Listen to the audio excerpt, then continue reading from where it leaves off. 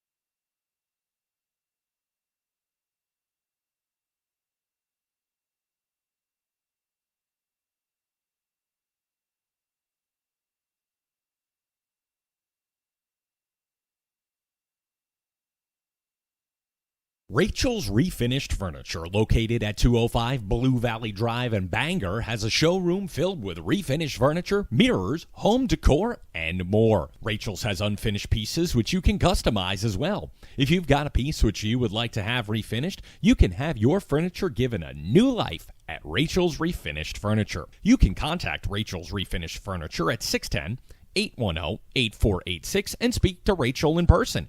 That's 610 810 8486 for Rachel's Refinished Furniture, 205 Blue Valley Drive in Bangor.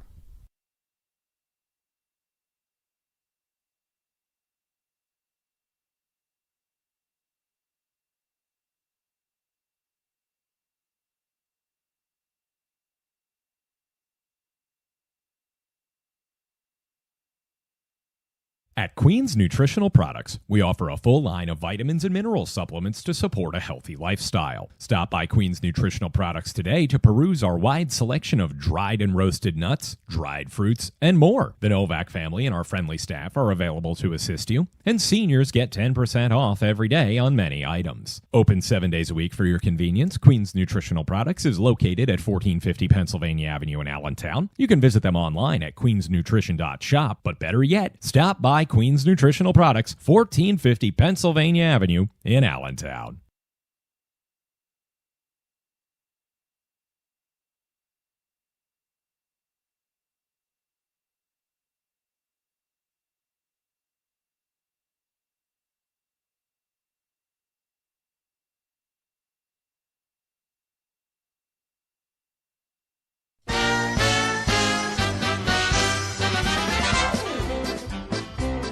Azar Supermarket, 3131 Linden Street in Bethlehem. Locally owned and operated by George Azar. Stop by today and pick from the freshest produce, much of it grown right here at home in Pennsylvania. Peruse the meat counter for the finest cuts of chicken, beef, lamb, and halal products. Take a step to your right. It's a selection of olives and mezza and cheese and more.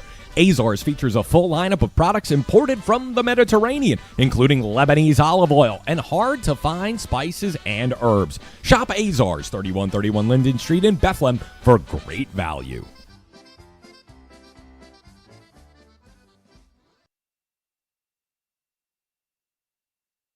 For over 60 years, Dietz's Tavern in Wind Gap has been a go-to locale for football fans in the Slate Belt food scene. With a variety of appetizers, salads, burgers, and entrees, Dietz's provides a down-home atmosphere, a friendly space to meet and mingle, and a full bar to watch the big games. Don't forget about wing nights on Wednesday, Taco Thursday, and their weekly specials. Dietz's is open Monday through Saturday from 11 to 9 and can be found at 570 North Lehigh Avenue in Wind Gap. Stop by Dietz's today and sample the food, drink, and friendship firsthand. That's Dietz's Tavern, 570 North Lehigh Avenue in Wind Gap.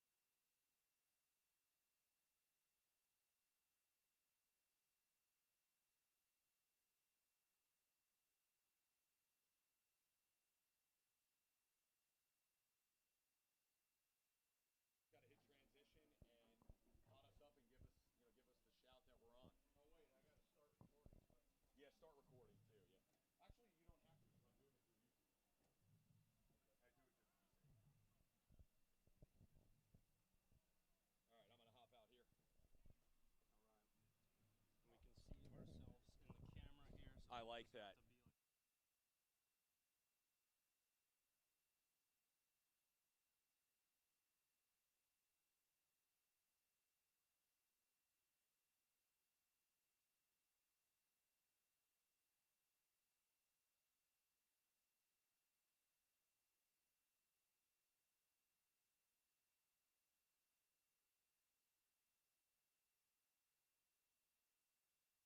Gentlemen, CWTAP viewers, we are live this evening at the Tamaqua Area School District Stadium for high school football. I'm your host, Alex Fidrashevsky, for the pregame show, joined by L.J. Smith, a familiar face back in a familiar space. Jason Parrish, he's in the studio.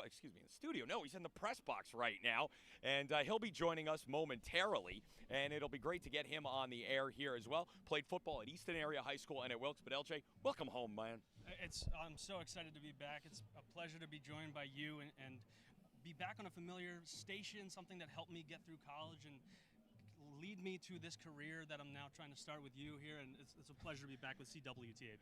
You know, LJ worked with us, 10 years 10 ago, years ago, yeah. and was an intern for Uncle Jeffrey and did, high school basketball and football and wrestling and Moravian sports, and he's made quite the career for himself. And before we get into our pregame show and our coverage of tonight's contest, LJ, tell him a little bit about at home what you do right now. So you have a business, Yes. Smith Sports Media. We're going to be doing some features here on CWTAP with it, but tell us a little bit about what Smith Sports Media is, what you do, and some of your other broadcasting work. Absolutely. So Smith Sports Media is the company I started this past January. Kind of stemmed from leaving the sports information world. I worked at Moravian University, Cedar Crest College, and Lehigh University. Leaving that, I have a 2-year-old son now, so I wanted to get started in sports, but still be a parent at home. So that led me to this now, starting Smith Sports Media. I started the Lehigh Valley Prospects podcast. I have a men's lacrosse and a field hockey podcast right now doing Coach's Corner segments, giving high school athletes a platform to kind of tell their story, their unique story, and share that with potential college coaches. Right now, the Coach's Corner segment is allowing me to share coaches' stories and kind of influence their program, give them recruiting material to reach other high school students that they might not have been able to reach before. Now, you reach out to coaches, not just here in the Lehigh Valley and in northeastern Pennsylvania. You've had coaches from, a wide variety of different states and a variety of levels of college athletics get involved as well. Yeah, so Division II, I've had DeUville up in Buffalo, New York, a close friend of mine who worked at Cedar Crest with me. I got on the podcast to do an interview. Millersville University in Central PA, Kutztown University, which Marcy has been back-to-back national championships for field hockey, and then D3, Dean College in Massachusetts, and then all a smattering of landmark schools with Susquehanna, Elizabethtown as well, sprinkled in there, and still looking to grow that product as well. It's great to have you on board here as a part of the team, and it's great to have you back home here at CWTAP. And this has been a year of reunions for a lot of people here at the station. I'm glad to be back here at home, and now we've got you back in the fold as well. Let's get into it, right? This is one of those special times of year. There is something exciting about the first football game, that first set of Friday Night Lights, which will be coming on here. Well, they are now on at the Tamaqua Area School District Stadium, one of the most picturesque in Pennsylvania. And, I've done this for a long time. This is my 20th high school football season. And you always wake up the first day. There's a little extra pep in your step as a broadcaster, as a news reporter, and I think for viewers at home and as fans, this is special. And I think the unique part about high school football, it's 10 Fridays a year. Brings the community together, and we're already seeing it here at the stadium. People were lining up an hour and a half before kickoff, ready to come into the stadium. It's just a special experience for not only the high school athletes that are going to step on the field, whether it's band, cheerleaders, the student athletes that are going to step foot on the field as football players, but the coaches, the community that come together and be here. It's Friday Night Lights for the first time across the country. How many people are excited to get in the bleachers one more time? We talked about it in the car, right? Yeah. Millions of people tonight will do just what we are across this entire nation. In towns big and small, in cities, in rural areas, they'll be playing 8-man football out in Nebraska and in Texas. And, we now have that in Pennsylvania as well. A lot of the smaller schools are playing short-sided 8-man football. So, hey, you are getting a front row seat from us right here at CWTAP. For tonight's contest, it's Tamaqua against Penn Argyl. We bring the Schuylkill League and the Colonial League together. Yeah, it's a very exciting matchup. We've seen this matchup last year take place, but at Penn Argyl. So now coming to Tamaqua, very exciting to see the action we'll have on tap on CWTAP. Yeah, we'll get into that as we get closer to game time. We'll take this inside. The camera will remain out here, but you and Jason will focus a little bit on some of the players that we'll be watching this evening. Let's take a whip around the region first, right? Starting the East Penn Conference, the big schools. Everybody knows that Parkland still the team to beat, but there is a chasing pack this year where I think there could be 5, maybe even 6 East Penn Conference schools in the mix. And having that knowing going into the season how it is chasing one front runner, but having the ability to be in that pack, getting closer and closer, inching to that spot in the playoffs. It's very exciting. Yeah, you look down the lineup, if you will, of the East Penn Conference, the teams that are specifically in the Lehigh and Northampton divisions. Not only do you have Parkland at the top, they are loaded, the depth, the roster size, the head coach and Tim Monsman, the coaching staff, they have success. They have won everywhere they have been. However, in this pack, there is some serious talent. You have Emmaus with Division I quarterback, the Division I offensive defensive lineman who is a behemoth of a human being at 6'3", 300 pounds. They will be in the mix. They have a host of college prospects on the team. Liberty, what a 1-2 punch they have. Antonio Fontanez and Puxon, who has a Lehigh offer now.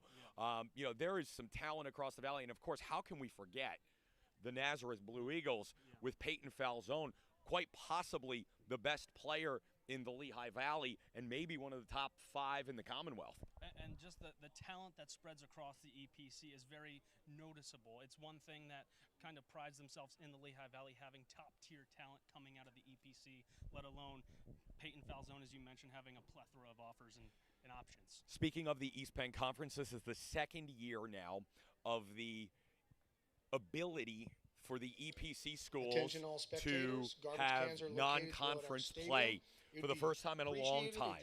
And even in our younger years, fans will remember that East Penn Conference schools had one open game at the start of the season.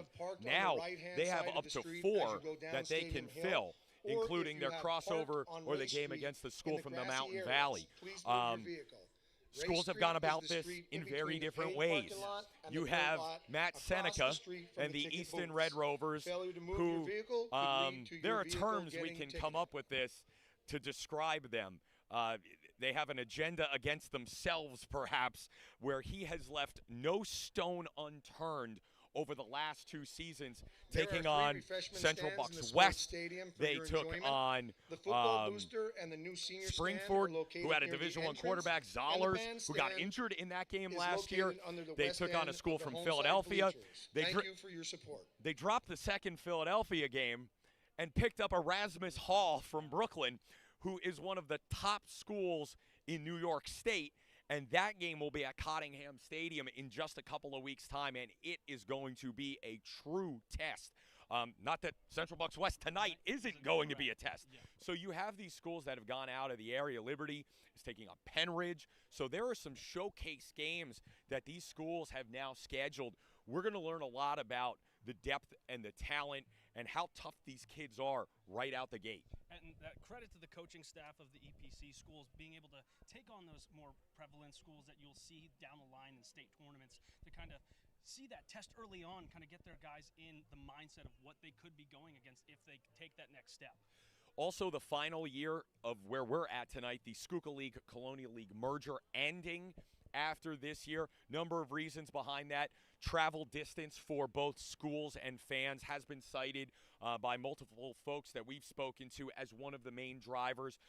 Understandable. Listen, a trip from deep in Schuylkill County to Palisades, you're looking at a 2+ hour drive, which is that's a haul for fans and players and coaches alike. So, again, I think it's good. We're going to go back to some more natural rivalries next year in the Colonial and Schuylkill League. It will also open up both leagues to now mirror the East Penn Conference. They're going to have some room to play other schools. Notre Dame's already reached out. Obviously, they're playing Garden Spot.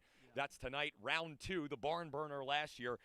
How many yards should we could do an over-under on Matt Bodner tonight? I mean, what was it, 600-something last year in that game? And almost 10 touchdowns. Yeah, what an impressive performance that was. Imagine your first start and throwing for over 600 yards. Can you even go up from there the rest of the season? And he made a statement in that game and continued to do so the rest of the year. I think with Phil Stambaugh at the controls of the video game offense, I'm going to say it, anything is possible. Yeah, could he throw 70 passes instead of 50? It's possible. You never know. If they get into another track meet tonight down at Garden Spot, it's possible. Yeah. Let's take a pause we'll hear from some of our fine promotional partners. It is the CWTAP Friday Night Football Game of the Week presented by Pennsylvania Football News and Azar Supermarket. Check them out, by the way, 3131 Linden Street in Bethlehem. Azar Supermarket for great value. And, of course, PA Football News, your source for all things high school football across the Commonwealth. We just had the preview show on last night. Check out State of PA Football every Wednesday here on CWTAP. And next Tuesday, PFN taps into the state at 9. We'll be back. Rachel's Refinished Furniture, located at 205 Blue Valley Drive in Bangor, has a showroom filled with refinished furniture, mirrors, home decor, and more. Rachel's has unfinished pieces which you can customize as well. If you've got a piece which you would like to have refinished, you can have your furniture given a new life at Rachel's Refinished Furniture. You can contact Rachel's Refinished Furniture at 610-810-8486 and speak to Rachel in person. That's 610-810-8486 for Rachel's Refinished Furniture, 205 Blue Valley Drive in Bangor.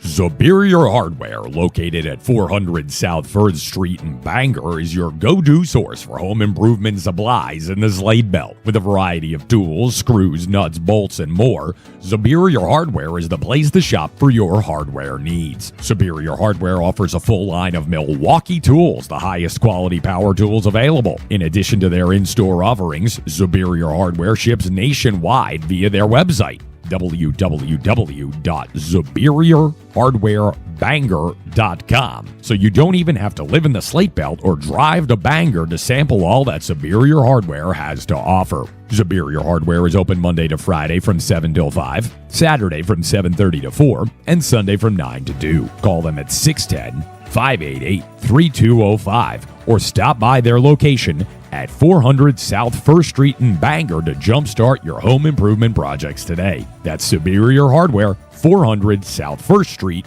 in Bangor.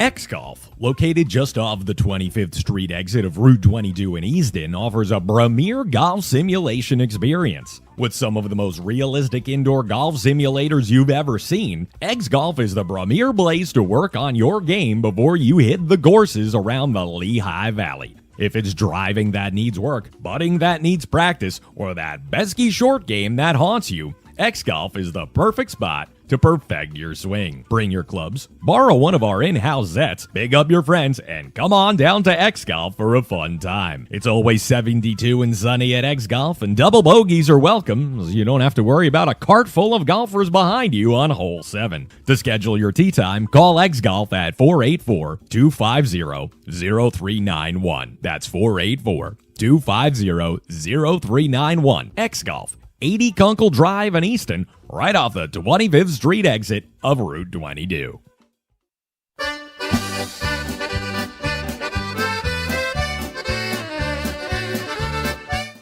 It's Queen's Nutritional Products, 1450 Pennsylvania Avenue in Allentown. The Novak family, still the proprietors. For a wide variety of high-quality vitamins, supplements, and herbs, shop Queen's Nutritional Products.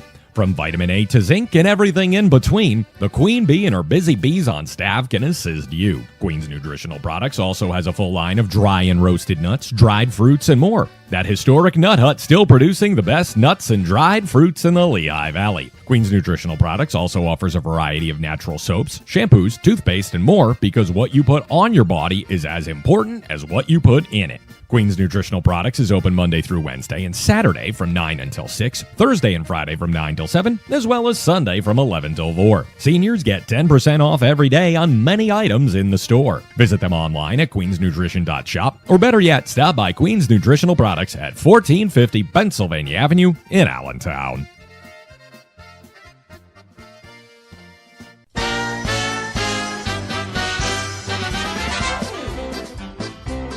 Azar Supermarket, 3131 Linden Street in Bethlehem. Locally owned and operated by George Azar. Stop by today and pick from the freshest produce, much of it grown right here at home in Pennsylvania. Peruse the meat counter for the finest cuts of chicken, beef, lamb, and halal products. Take a step to your right. It's a selection of olives and mezza and cheese and more. Azars features a full lineup of products imported from the Mediterranean, including Lebanese olive oil and hard-to-find spices and herbs. Shop Azars, 3131 Linden Street in Bethlehem, for great value. Rachel's Refinished Furniture, located at 205 Blue Valley Drive in Bangor, has a showroom filled with refinished furniture, mirrors, home decor, and more. Rachel's has unfinished pieces which you can customize as well. If you've got a piece which you would like to have refinished, you can have your furniture given a new life at Rachel's Refinished Furniture. You can contact Rachel's Refinished Furniture at 610-810-8486 and speak to Rachel in person. That's 610-810-8486 for Rachel's Refinished Furniture, 205 Blue Valley Drive in Bangor. The Book and Puppet Company, located at 161 Northampton Street in downtown Easton, is a treasure trove of literature for kids and adults alike. With a large selection of children's and youth-geared content to New York Times best-selling authors across a variety of topics, the Book and Puppet Company has literary works for many ages and interests. The Book and Puppet Company is open at 11 a.m. Sunday through Friday and has its late night on Saturday, opening at 10 a.m. and closing at 9 p.m. For more information, you can visit their website at bookandpuppet.com. That's the Book and Puppet Company, 161 Northampton Street in Easton. Superior Hardware, located at 400 South 3rd Street in Bangor, is your go-to source for home improvement supplies in the Slate Belt. With a variety of tools, screws, nuts, bolts, and more, Superior Hardware is the place to shop for your hardware needs. Superior Hardware offers a full line of Milwaukee tools, the highest quality power tools available. In addition to their in-store offerings, Superior Hardware ships nationwide via their website, www.superiorhardwarebangor.com. So you don't even have to live in the Slate Belt or drive to Bangor to sample all that Superior Hardware has to offer. Superior Hardware is open Monday to Friday from 7 till 5, Saturday from 7:30 to 4, and Sunday from 9 to 2. Call them at 610-588-3205 or stop by their location. And we're back here, CWTAP TV Service Electric and Blue Ridge. Alex Fidrishevsky, LJ Smith, Jason Parrish will be bringing you tonight's coverage of the Tamaqua Penn Argyl football game from the Tamaqua Area School District Stadium on a perfect Friday night, LJ. You can't ask for anything better than this on a Friday night. Perfect temperature. The scenic view of this field is just immaculate. Can't wait to share this with everyone. Some big games around the region and across the state this evening as we cross 6:30 and a half an hour until kickoff on CWTAP. It is your Friday night football game of the week presented by Pennsylvania Football News and Azars Supermarket. In our viewing area, now if you'd like to follow along at home, go to our Facebook page. That's right, shameless cheap plug time. We have a Facebook page. Go to Facebook, look for CWTAP Television, and you can follow along as we go through the games of the week. And, of course, you can also participate in our 2025 Pigskin Pick'em presented by X Golf Lehigh Valley over there on the 25th Street exit of Route 22 in Easton. Tom is giving away a $100 gift card to the viewer that participates throughout the season. You got to do it every single week until the end of the season. The viewer that gets the most picks right that we put in the Facebook, you've got to participate and respond to the Facebook post. The viewer that gets the most picks right will win the gift card down there at X Golf in Easton. So thank you to Tom and his fine staff for also providing us basically unlimited access to host many shows there. And, you know, speaking of X Golf, I used to be terrible. Now Tom says I'm just bad. This is a good thing, yeah, right? This is good. Yeah. This is a testament to X Golf that I am no longer a terrible golfer. I'm just a bad one. Let's get into some of our games. Thank you to Mountain Valley for the dinner sponsor this week. We'll let them finish their announcement. Sponsor was Kovalenix. Kovalenix Kielbasa Shop sponsored the game ball today. You know, what a great spot over there in Shenandoah, Pennsylvania. You know, I've known Mark over the years and stopped in his store many, many times. You know, before Christmas, before Easter, you got to get up the street. It's 2 blocks long, the line to get in, but they have some of the best kielbasa that you're ever going to eat. Some of the games in our viewing area, Liberty against Penn Ridge. It's the final go-around for Antonio Fontanez and Jake Puxon. This should At be a the good game football tonight. stand, they have 100%. Puxon has been a a great Kovalenic talent, hoagie not only on the football field, and the donated by basketball court, Kovalenic but seeing called him the on the Polish football Raider. field again, I'm very They excited to have see what loaded he can baked do tonight. potatoes and pickle fries, Easton homemade graduated pretzels from the quite senior a bit stand, of talent and Thanksgiving dinner last from year. the band. William Day, one of them, a host of other athletes at the skill positions. Quarterback Cole Ordway is back for the Red Rovers. They'll face a tough one tonight, as we had mentioned in our opening segment, with Central Bucks West. And Coach Matt Seneca doing an excellent job with his crew, seeing how they can step up in another tough first week game. It's going to be exciting to see. Mount Carmel and North Schuylkill has become one of the marquee games in the anthracite coal region over the last 20 years or so. Should be a real barn burner over at the Silver Bowl tonight. North Schuylkill is a very, very talented, smash-you-in-the-mouth football team. Mount Carmel counters with Gavin Marshalik, who's a scholarship-level quarterback. This kid can really fire it across the field. They've got some other skill position players. Should be a really, really good contest just a couple of miles away from where we are.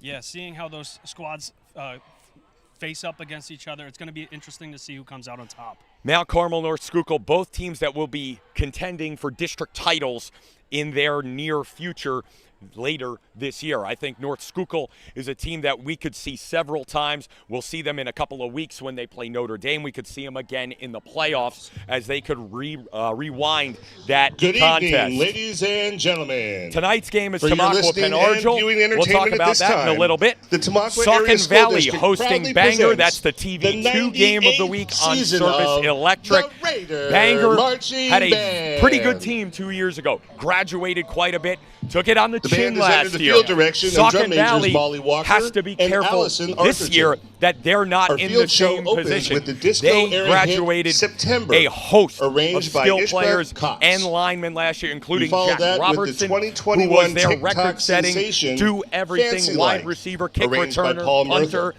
1,000-point Next, we'll scorer get you in moving with basketball, Dua Lipa's and hit from the we'll have Barbie to see movie, how Saucon Dance the Valley Night. bounces back And after the band all of closes those its losses. performance with the And losing a lot of skill 1977 positions Styx may rock hurt, ballad, but if they can have Come other Sail Away, newcomers step up in arranged that by position, John we'll Watson. see if they can really contend. Tonight, Tomorrow featured trumpet afternoon, soloist The is Freedom Thomas Grant. Patriots open their season at home against Student Downingtown leadership of the West. band includes President Jason Cecilia Roder's Ulickney, Pates are Vice always a President tough Will Beer, squad. He's been the coach for Secretary almost Kevin 20 Loffer, seasons now. Quartermaster Mia And they Bamford, tend to follow Head a Librarian trajectory. Savannah Wilson, The first 3 to Librarians 4 Morgan games Tietz, Emily are a Belts, bit of a Julie struggle. Oakes, Billy Then Coon, everything Carla clicks. Castro Ascension, And before you know it, Gabby they've Hartzell, rattled and off Mia Bamford. 5 in a row going into Officers' the Liberty assistants are game. Corbell If they Navarro and start Adrian fast Arthurton. tomorrow Section against leaders, Downingtown, Julie it'll Oakes and set Emily the Belts. tone for what could be Clarinet, another Cecilia big Ulickney. season for them. Alto And sax, setting the tone Jocelyn is Briner. exactly what they're looking to Mellophone, do Bailey against Pliska. Downingtown. A Trumpet, very tough Thomas team Graham, to go up Kenny against, Bailey, but we'll and see Isabel if they Nellen. can continue the Low brass, Will trajectory Bean. of not Barry Horn, starting tenor off with a sax, couple of losses Morgan in the season, Tietz. getting started on the right Trombone, foot, Grant moving Johns. into the beginning of Tuba, the season.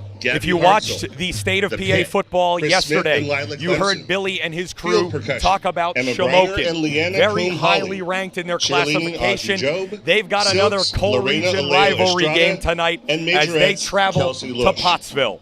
Yeah, it's exciting. Like all these first week matchups, just I feel like everything seems so exciting. It's a fresh season, fresh start, but especially a matchup like that in the Coal Region to get things kicked off. Coal Region versus Lehigh Valley. They're running it back this year. Wilkes-Barre traveling to Whitehall. That was a good contest last year. Whitehall, I've heard some mixed things. I've had some people tell me they think Whitehall's going to be really good this year. Others have said they're not sure. This is going to be a good early season test for Whitehall. Exactly. The Zephyrs need to get started on the right side of the ball tonight. If they can get their offense clicking and get some stops down at the goal line, could really turn out well for them to start the season. Another marquee game that goes up Blue And Mountain now, and down we Blue invite you Mountain. to sit back, Wyomissing relax, traveling and enjoy to the Southern sights and the Columbia. sounds Last year, of there the was pride much of ado made Tamaqua, about this game the at Wyomissing, Raider Marching and it really wasn't Band. much. Wyomissing took it to Southern Columbia, and it started their spiral on, well, if you want to call it a spiral, a very un-Jim Roth-like season. And Billy said, well, after 25 years of winning 10, 12, 13, 15 games a year, they had to be due. The question is this year, can Southern Columbia bounce back and become Southern Columbia once again? And if they can do that, how much that would set them forward moving into the rest of the season.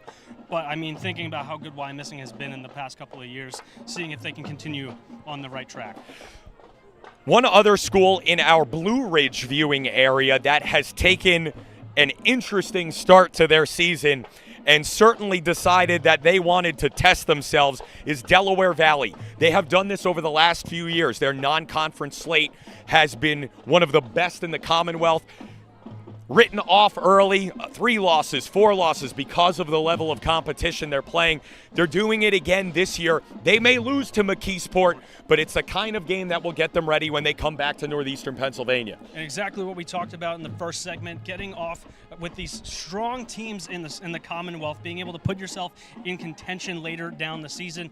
They're known to do that at Delaware Valley. We'll see how they can start off the season tonight. Let's take a look around the Commonwealth now. I always love to do this. We've got one of the richest histories of high school football right here in Pennsylvania. North Allegheny, a traditional 6A power in the Whippeal, against Woodland Hills at the Wolverina tonight. The storied stadium down there in Turtle Creek, going back almost 100 years, one of the marquee matchups on the KDKA kickoff showcase. North Allegheny, a win tonight, starts again the ball rolling towards the big showdown with Central Catholic. Oh, and that's key if you can start the season off on a win here, and especially with North Allegheny, they've been known to do this, keeping things moving in the right direction. Gateway is traveling to State College. The Gators, a traditional program out of the East Hills of Pittsburgh, struggled the last couple of years, but still taking the tough games, going to State College, highly ranked in Class 6A. They've got quite a bit of talent. I think that's a game everyone should keep an eye on. Then the next one, it's the big one of the weekend in Pennsylvania. LaSalle College against Pittsburgh Central Catholic. The Archdiocese of Philadelphia against the Diocese of Pittsburgh.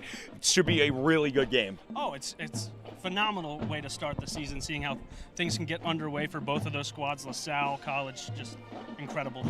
Elite talent on both sides of the ball. Cathedral Prep takes on Erie, traditional rivalry game up there. Cathedral Prep trying to rebuild their program. They've taken a step back over the last few years as McDowell has come on. Well, that and starting off the season with a big rivalry like that gets the juices flowing early, let alone the stage of it being the first game of the season. Why not make it a rivalry? Another big one taking place in the central part of the state this weekend. Harrisburg against Imhotep Charter, 2 of the top teams regardless of classification. Harrisburg, another one, very highly touted in 6A. Imhotep Charter right there with them. And listen, you want fireworks, I think this game can provide. To see how those two teams line up against each other tonight, it's talent versus talent, every position on the field. Excited to see how that one turns out. We went outside the state this year for the first time on the Pick'em. We used to do this, and this time we're going to bring it here to CWTAP and go beyond the Keystone, as they call it at Pennsylvania Football News. Our game of the week outside of Pennsylvania, we picked Mater Dei of Santa Ana, California against St. Thomas Aquinas of Fort Lauderdale. Mater Dei is number 1 in the country, and St. Thomas Aquinas is number 10. That's going to be a game for the ages, and we are now seeing this. Let's talk about this for a moment. In high school football, that the top teams from many of the power states are now traveling the country to play each other. It's not just Mater Dei and De La Salle playing in California. Now Mater Dei is coming east. You have teams like St. Joe's Prep playing a national schedule. St. Joe's Prep with they have a big game coming up this week. Their first 5 out the gate, ruthless. But St. Joe's has gotten their program to that level. What do you think of that? I think it's news to me. It's not something I grew up really noticing, especially being a Lehigh Valley kid. But taking that step outside the state, finding some other top programs in other states and either going to them or having them come to your home stadium, it's a real test to see how you compare on a national schedule. It's nothing I've ever really experienced before, but now covering sports, it's getting more and more popular. You know, it was rare in our youth, and I know I'm a little older than you. Even in my youth, it was rare. And go back to many of our viewers, our parents, that wasn't even a thing. No. You were lucky if teams went outside of a 25-mile radius to find games, except for, maybe back in the 50s and 60s when it was all one town, one team. Bethlehem would play Allentown and Reading, and they would travel in Norristown and Hazleton. They had to do it because, well, back in the 1950s, the Lehigh Valley was basically a bunch of farms. Yeah. So, maybe they were a little more accustomed to it, but still only within eastern Pennsylvania. Now, look, Freedom played Torrey Pines from California. Easton playing Erasmus Hall. I guess the budget, in a way, for a lot of schools is now there where they're willing to travel, or these showcases have come up. They're put on by ESPN, Fox Sports, Huddle. All of these other companies are now doing this type of national showcase. They've done it in basketball for years. It was easy when you only had to fly 10 kids and a coach in. Now we're flying football teams across the country. Schools from Texas playing teams from Ohio, and it's so good to see. And, now you see the schools, Catholic and public. I think it originally started, it was a lot of the private schools that were doing it. Now you see public schools, Duncanville, Texas, playing schools from all over the country. And then here in Pennsylvania, too, look outside, Erie High, McDowell going and playing teams from Ohio and from New York and beyond. Big one for McDowell later in the year. They're going to go down to Steubenville, another traditional power out of Ohio. So you're going to see this more and more regularly, and I think it's just a matter of time. And you see what's happening in eastern Pennsylvania now with the East Penn Conference, where these schools are now testing themselves regionally. The next step is a Parkland and Emmaus, a Central Catholic, goes and takes on Gateway or a Pine Richland, and then it's outside the state from there. And I think there are games they can even find outside the state that would be closer than going to Pittsburgh. Hop over the border to New Jersey. There's some good teams that they can get. I like it. I think it adds some flavor, a little spice to life of high school sports when you get these interstate matchups. And, if you are a high school sports fan like all of us are, obviously we're addicted to it if this is what we're doing on a Friday night when it's beautiful. We could be sitting at a wine bar somewhere, but we are here at Tamaqua Area School District Stadium. High school sports fans across the country hold very strong opinions as to whose state reigns supreme. Texas will tell you, we have the best football, and now they'll try to tell you they have the best basketball. No, you don't. Yeah. Pennsylvania will tell you they've got the best football. Philly will tell you they've got the best basketball. Yes. They might have a shout. Yeah. New Jersey has always laid claim, where I grew up, we are the basketball state. Basketball needs Jersey. Look, Hurley wins we're there. I love it because now we can put some depth to that conversation and not just say, is the Philadelphia Catholic League basketball and football better than the Chicago Catholic League basketball and football? Is the Pittsburgh Public League better than the Youngstown Public League? We can see these games now. It expands the region of high school sports because, like you said, everything's like 25, 30-mile distance radius. But when you think about it, expanding to other states, it's other regions, it's bigger programs, it's a whole different level. It's almost a collegiate feel in that regard. It is. It's enriching the student-athlete's experience here to see if that's something they want to do moving on to a collegiate level as well. Yeah, and I think it's fascinating because you have now intertwined communities of all different makeups from all over the country and all different socioeconomic backgrounds, where this is now a conversation of who's coming to play us this year and where are we going next year. And, maybe it is a little bit of the college essence, but I think it's a good thing for high school sports. And I think with the way the leagues are going, at least in our viewing area now, it's an opportunity for everyone. The top teams, they get to test themselves outside the area against some of these better programs. And for schools that are trying to rebuild, look at the Wilson Warriors, who have struggled for the last couple of years. This coming change where these leagues are going to separate will allow them to now mirror what Allen and Deerhoff have done, where they've gone and played some schools from Philadelphia who are in a similar situation trying to build programs. And especially Deerhoff has found success. Assistant Ms. Hannah Murphy. Drum major assistant, Ms. Jamie Madiak. Cheerleader advisor, Mrs. Kirsten Rivera. Silk advisor, Mrs. Samantha Bubble. Major ed advisor, Mrs. Caitlin Hurling. Percussion instruction, Mr. Jack Buglio.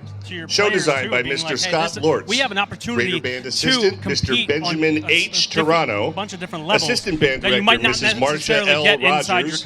And band director, we're going to step Mr. aside Mark right now, E. ladies and Belts. gentlemen. We're going to take The a break. band We'll come back. staff would We'll like talk to a little take bit this about tonight's opportunity to Tamaqua thank Penn Argyl contest. We'll take a pause and then do the national anthem and its kickoff with LJ and Jason Parrish. It's the CWTAP Friday Night Football Game of the Week, presented by Pennsylvania Football News and Azar's Supermarket. We'll be back. Superior Hardware, located at 400 South 1st Street in Bangor, is your go-to source for home improvement supplies in the Slate Belt. With a variety of tools, screws, nuts, bolts, and more, Superior Hardware is the place to shop for your hardware needs. Superior Hardware offers a full line of Milwaukee tools, the highest quality power tools available. In addition to their in-store offerings, Superior Hardware ships nationwide via their website, www.superiorhardwarebangor.com. So you don't even have to live in the Slate Belt or drive to Bangor to sample all that Superior Hardware has to offer. Superior Hardware is open Monday to Friday from 7 till 5, Saturday from 7:30 to 4, and Sunday from 9 to 2. Call them at 610-588-3205 or stop by their location at 400 South 1st Street in Bangor to jumpstart your home improvement projects today. That's Superior Hardware, 400 South 1st Street in Bangor.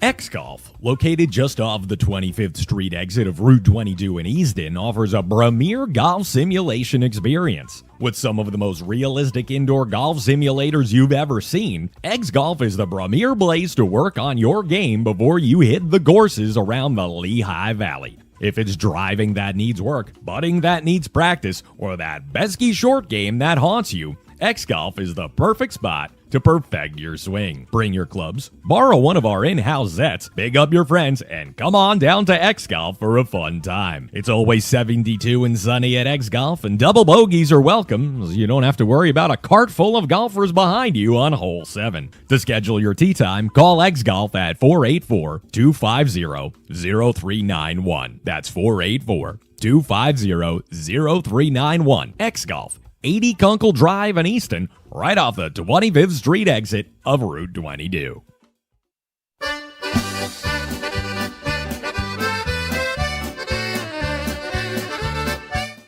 It's Queen's Nutritional Products, 1450 Pennsylvania Avenue in Allentown. The Novak family, still the proprietors. For a wide variety of high-quality vitamins, supplements, and herbs, shop Queen's Nutritional Products. From vitamin A to zinc and everything in between, the Queen Bee and her busy bees on staff can assist you. Queen's Nutritional Products also has a full line of dry and roasted nuts, dried fruits, and more. That historic nut hut still producing the best nuts and dried fruits in the Lehigh Valley. Queen's Nutritional Products also offers a variety of natural soaps, shampoos, toothpaste, and more, because what you put on your body is as important as what you put in it. Queen's Nutritional Products is open Monday through Wednesday and Saturday from 9 until 6, Thursday and Friday from 9 till 7, as well as Sunday from 11 till 4. Seniors get 10% off every day on many items in the store. Visit them online at queensnutrition.shop, or better yet, stop by Queen's Nutritional Products at 1450 Pennsylvania Avenue in Allentown.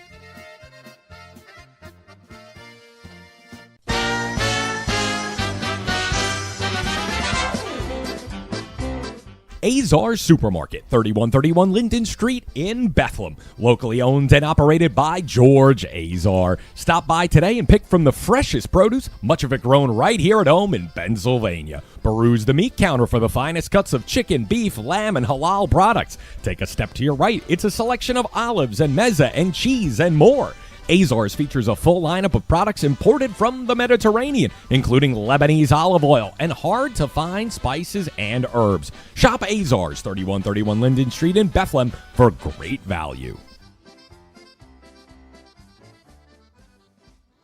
Rachel's Refinished Furniture, located at 205 Blue Valley Drive in Bangor, has a showroom filled with refinished furniture, mirrors, home decor, and more. Rachel's has unfinished pieces which you can customize as well. If you've got a piece which you would like to have refinished, you can have your furniture given a new life at Rachel's Refinished Furniture. You can contact Rachel's Refinished Furniture at 610-810-8486 and speak to Rachel in person.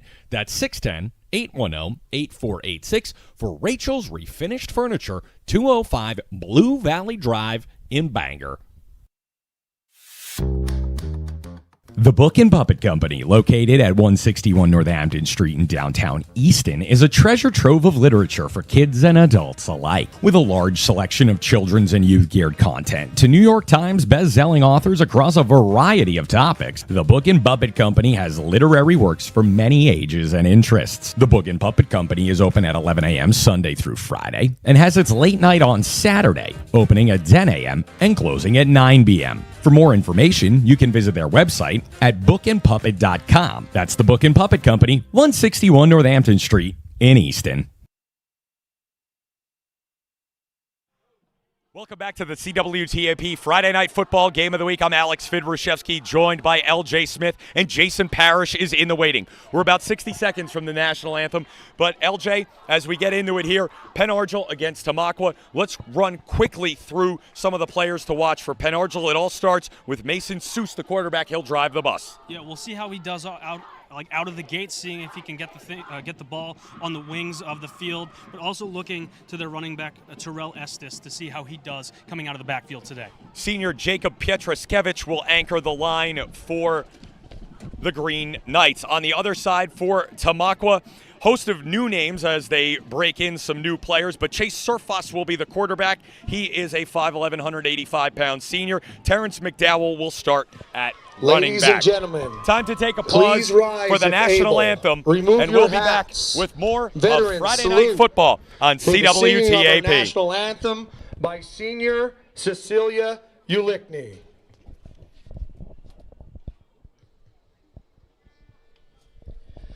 Oh, say, can you see by the dawn's early light what so proudly we hailed at the twilight's last gleaming, whose broad stripes and bright stars through the perilous fight o'er the ramparts we watched were so gallantly streaming, and the rocket's red glare, the bombs bursting in air, gave proof through the night that our flag was still there.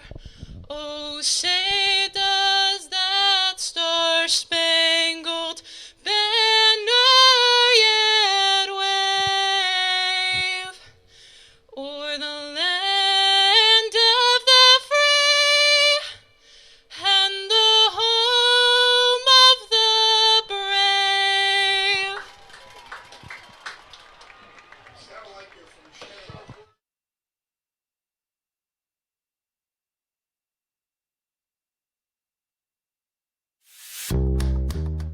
The Book and Puppet Company, located at 161 Northampton Street in downtown Easton, is a treasure trove of literature for kids and adults alike. With a large selection of children's and youth-geared content to New York Times best-selling authors across a variety of topics, the Book and Puppet Company has literary works for many ages and interests. The Book and Puppet Company is open at 11 a.m. Sunday through Friday and has its late night on Saturday, opening at 10 a.m. and closing at 9 p.m. For more information, you can visit their website at bookandpuppet.com. That's the Book and Puppet Company, 161 Northampton Street in Easton.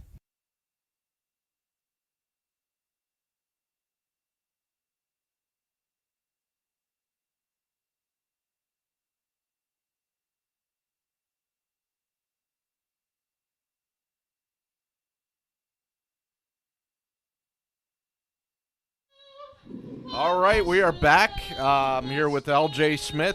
I'm Jason Parrish. We will be taking you through the football action tonight. LJ, Mason Seuss, 3-year starter for Penn Argyl, really impressive. Started as a wide receiver as a sophomore and transitioned to quarterback last year. Really dynamic, explosive player, can both run and pass. Really a good dual threat guy.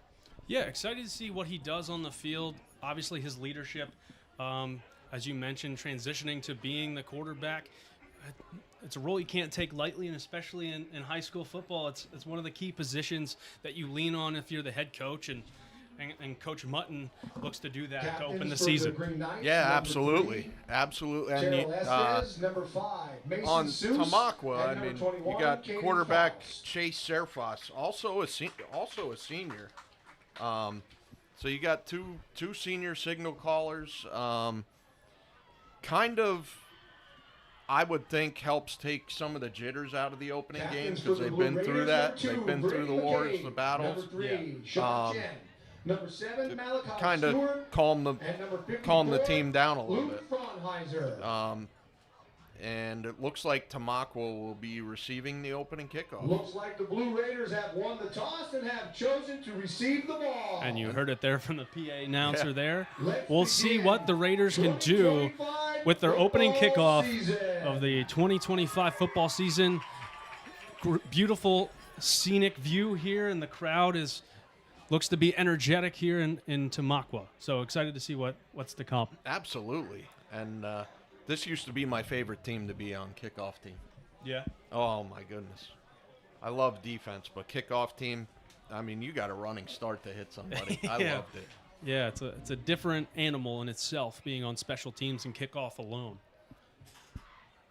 So we'll see. I believe that's number 24. That would be 22 is kicking off for the Green Knights. That's Reddy Koltuka. Kicking off for the Green and Knights, Reddy 24.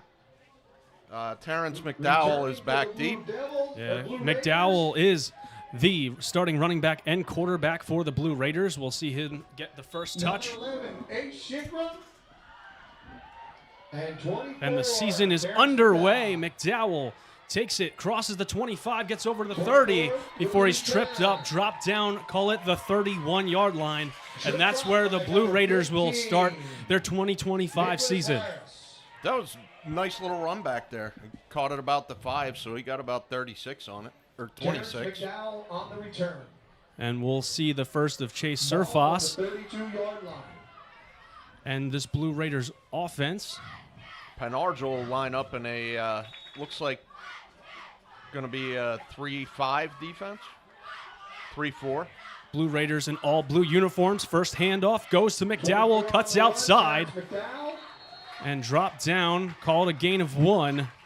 Ball, maybe 2. Ball on the 33-yard line, 34-yard line. Xavier Lagusa on the tackle. Argyl has 3 big guys up front. Could be a little disruption. I mean, when you have a guy right over a center at any level, it really disrupts the rhythm, especially if you're going out of a shotgun, which they're not. Lone receiver out wide, and McCabe. Handoff once again, met right in the backfield by Caden Faust, the senior, standing at 5'10". That was a great play by the outside linebacker. He did exactly what you're supposed to. If the defensive end makes him bounce, you use your leverage and keep him inside of you and play outside in, make the tackle. 3rd and 7. Very solid form tackle as well. 3rd and 7 for the Blue Raiders, still huddled up. Play clock at 16 as they approach the line. A couple of handoffs to start the drive so far. We'll see if we see the arm of Serfas. Play clock at 5 when a snap rolls out to the left, sets his feet, throws, pass completed to Shikram. And brought down, looks to be short of the line to gain. It's going to be 4th and 2, ball at the 40-yard line. Tackled by linebacker Rocco DeCesare. Rocco DeCesare. DeCesare. 5-yard gain. It looks like 4th and 2. We'll see the punter come out. Number 2, Brady McCabe. And back deep for Argyl, the dangerous Terrell Estes, their running back. And the running back as well as punting for the Blue Raiders. Number 3, Terrell Estes back for the punt return. Ball snapped low. Ball in the air, takes a bounce, call it the 35. And the Green Knights will let 23. It roll out. Now we get our first look at Mason Seuss. Seuss, the 6'1 senior, 195 pounds, leads the Green Knights on the field. On their own 23. Penn Argyl in all white uniforms, green trim on the pants, and green helmet traveling left to right. We'll see their first look on offense this season on a beautiful night in August. Looks like they're lining up in a 4-2-5. Under center is Seuss. It looks like we had a little movement. False start, 5-yard penalty on the Green So Knights. false start going against number 3, First Terrell and Estes. 15. So not the way you want to start if you're Penn Argyl, No. Ball putting back yourself to at a the deficit 18 to get line. things underway. But 1st and 15. And we'll see if Seuss can get a playoff here to start the drive for the Green Knights. Under center. Handoff. 21 Brought on the down run, came by number foul. 55, Carter Trotman. Number 2 on the tackle, Brady McCabe. Just a sophomore, standing at 6 foot 209. And the runner that time was Caden Faust. So Faust getting some look at 3-yard running back gain. as the senior 2nd and 12. Looks like Estes was lined up in in a the fullback position. So maybe a dual running back situation. We'll see a split back maybe. Motioning to now the near side of your screen, Anthony Beltran. 2 wide receivers on the near side. Man in motion. The tight end Johnson. Set, ball snap, pitch back. That's Faust. 21 on the Gets a nice block, forced out of bounds by number 11, Ace Shikrum. Number 11 on the tackle, Ace Nice Shikrum. block was by Anthony Beltran on the outside. Really created that edge for Faust to find the corner and force a 3rd and short, call it 4 yards. Long 39-yard gain. And you see that first penalty and 3. setting them back. Yeah. That would have been a first down. And now they're getting the play sent in. 20 seconds on the play clock as they approach the approach the line of scrimmage here. 3rd and 4. Receivers on each side. I formation, snap, handoff. Falling Faust. forward, looks to maybe Looks get like the he line got to it. gate. The far side's giving it to him. I can't tell if the near side's on it. Estes They did give it to him. falls forward Number just 3 on the run. enough Number to 3, gain a Terrell Estes. first down 4-yard gain. for First Penn down for the Argyl. Green Knights. So even with the penalty to start off the drive, gaining a first down by maybe just a nose, keeping the drive alive for the Green Knights. 8:22 to play in the first quarter. In the shotgun, Seuss awaits the snap. 3 receivers to the near side. Keeps it Seuss himself. takes it. Being pushed forward and even closer to the Number 5, sideline. Quarterback keep. Mason Seuss on the run. 54, Luke Frohnheiser on the tackle. Number 7 led the host of Raiders on the stop. And Malachi number 7, Stewart. Malachi Stewart, also getting credit for 3-yard being gain, 2nd on and the 7. tackle there. So gain of 3, bringing up 2nd and 7 for Penn Argyl. And now 3 receivers to the far side of the field. Tight end on the near side, 1 running back in the back with Seuss. Quick pass out wide. To Estes. Crespo, or to Estes, excuse me. Number 3 on the reception, Terrell Estes. Number 3 on the tackle, Sean Chen. And Chen getting credit for the 4-yard tackle. gain, The 3rd starting and 4. linebacker tonight, sitting at 6 foot 3rd and 165, limits the gain to just 4 yards. Excuse me, 2 yards. It's 3rd and 3. 20 on the play clock. It's interesting how they're running their defense. The backside corner, if there's no receiver, he bumps the safety, and the safety bumps down to outside linebacker. Play clock at 6 when the ball snap. Pitch Finding a hole. He's going to fall very short. Close. Number 21. Oh, they gave him. Did they give it to him again? Tackled by number 8. Faust falls forward for 4. Wow. 3-yard gain. I was more 4-yard gain. looking your way. I thought he might have been a little short. It looked like he slid forward. Yeah, I thought where the ball ended up, I thought is after he was down on the grass, but the forward progress they gave him sets up another first down for the Green Knights, keeping their drive alive, eating at this clock. 6:20 to play in the opening quarter. Ball snapped to the shotgun, looks to the left, far side, tipped, and falls incomplete. Intended for intended to number 7, Anthony Beltran. So Beltran, the intended receiver, 54, Luke and in Fraunheiser. coverage was Fraunheiser, who's the starting center as well for the Blue Raiders. So 2nd and 10 now. No gain, 2nd and 10. For Penn Argyl, breaking the huddle. We saw Seuss with a play fake to the near side before the pass intended on the far side falls incomplete. 2nd and 10. And a flag thrown. False start. Looked like it was the guy right in front of him, number 8 it looks like. Either 8 or 9. Metzger, the wide receiver. Illegal procedure on the Green Knights. So now that's going to set them back another 2nd 5 and yards. 15. So 2 penalties so far in the young evening, both going against Penn Argyl. And now 2nd and 15 for the Green Knights. 2 receivers on the near side. Seuss awaits the snap. Rolls out to the near side. Looks to throw.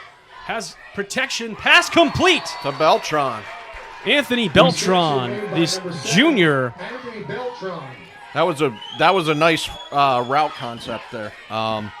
It was kind of a flood where you run a 5-yard out, a 10-yard out, and a 15-yard out. Ball is on the 47. So of they the mark him short. It's going to bring up 3rd and about 1. 14-yard gain, 3rd And again, and 1. with those penalties, pushing them back an extra 5 yards, extending the yards to gain is something they'll have to limit moving forward the rest of the evening. Shotgun again. 5 minutes, 28 seconds to play in the first quarter. Snap, Seuss hands it off. That's Faust. Finds a hole, but wrapped up. Fraunheiser, the big body of Fraunheiser, threw himself in front of Faust. But that's going to be enough for another Green Knight first down. 1st and 10, Green Knights. That was a good fill by the linebacker. It saw where the hole was, got right into it, almost had him for a stop there.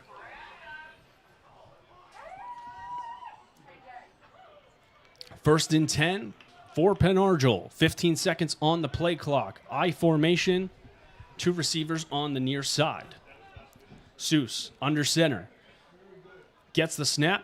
Handoff. Faust, right side, forced back, breaks a few. Flag thrown in on the play. As Faust is still running forward. You're going to have a hold there. Faust on the run, penalty on the play. Would have been a gain of maybe 8 yards, but we'll get the call here. Our head referee, Jason Boris, tonight. On the tackle. We'll see what it is. Holding is going against Penn Argyl. You're going to get a hold there. Gave him the edge. Nice look there for sure as Faust did get the edge like you mentioned, Jason, but now setting themselves back again. 20 penalty yards on this drive alone. Yes. So now he's set 1st and 20. That gives the Green Knights a 1st and 20. Seuss in the shotgun. 2 receivers on the far side, 1 near side. Faust next to Seuss. Looks to throw on the near side. Cuts back. Catch made by Zach Metzger. Keeps going along the far sideline. Steps out of bounds. Steps out. Number 9 on the reception, Zach Metzger. Call it the 38-yard line. Nice 13-yard pass there. Terrence McDowell. Just a simple comeback route. You run the defender off. 14-yard gain. plant, turn around, come back to your quarterback. Seuss having some time to roll out as well, find the open receiver, and hit him right between the numbers, or right on the number in his case. So 2nd and 7. I formation. Pitch back to Faust. Cuts outside, met by the body of McDowell, but forcing his way ahead.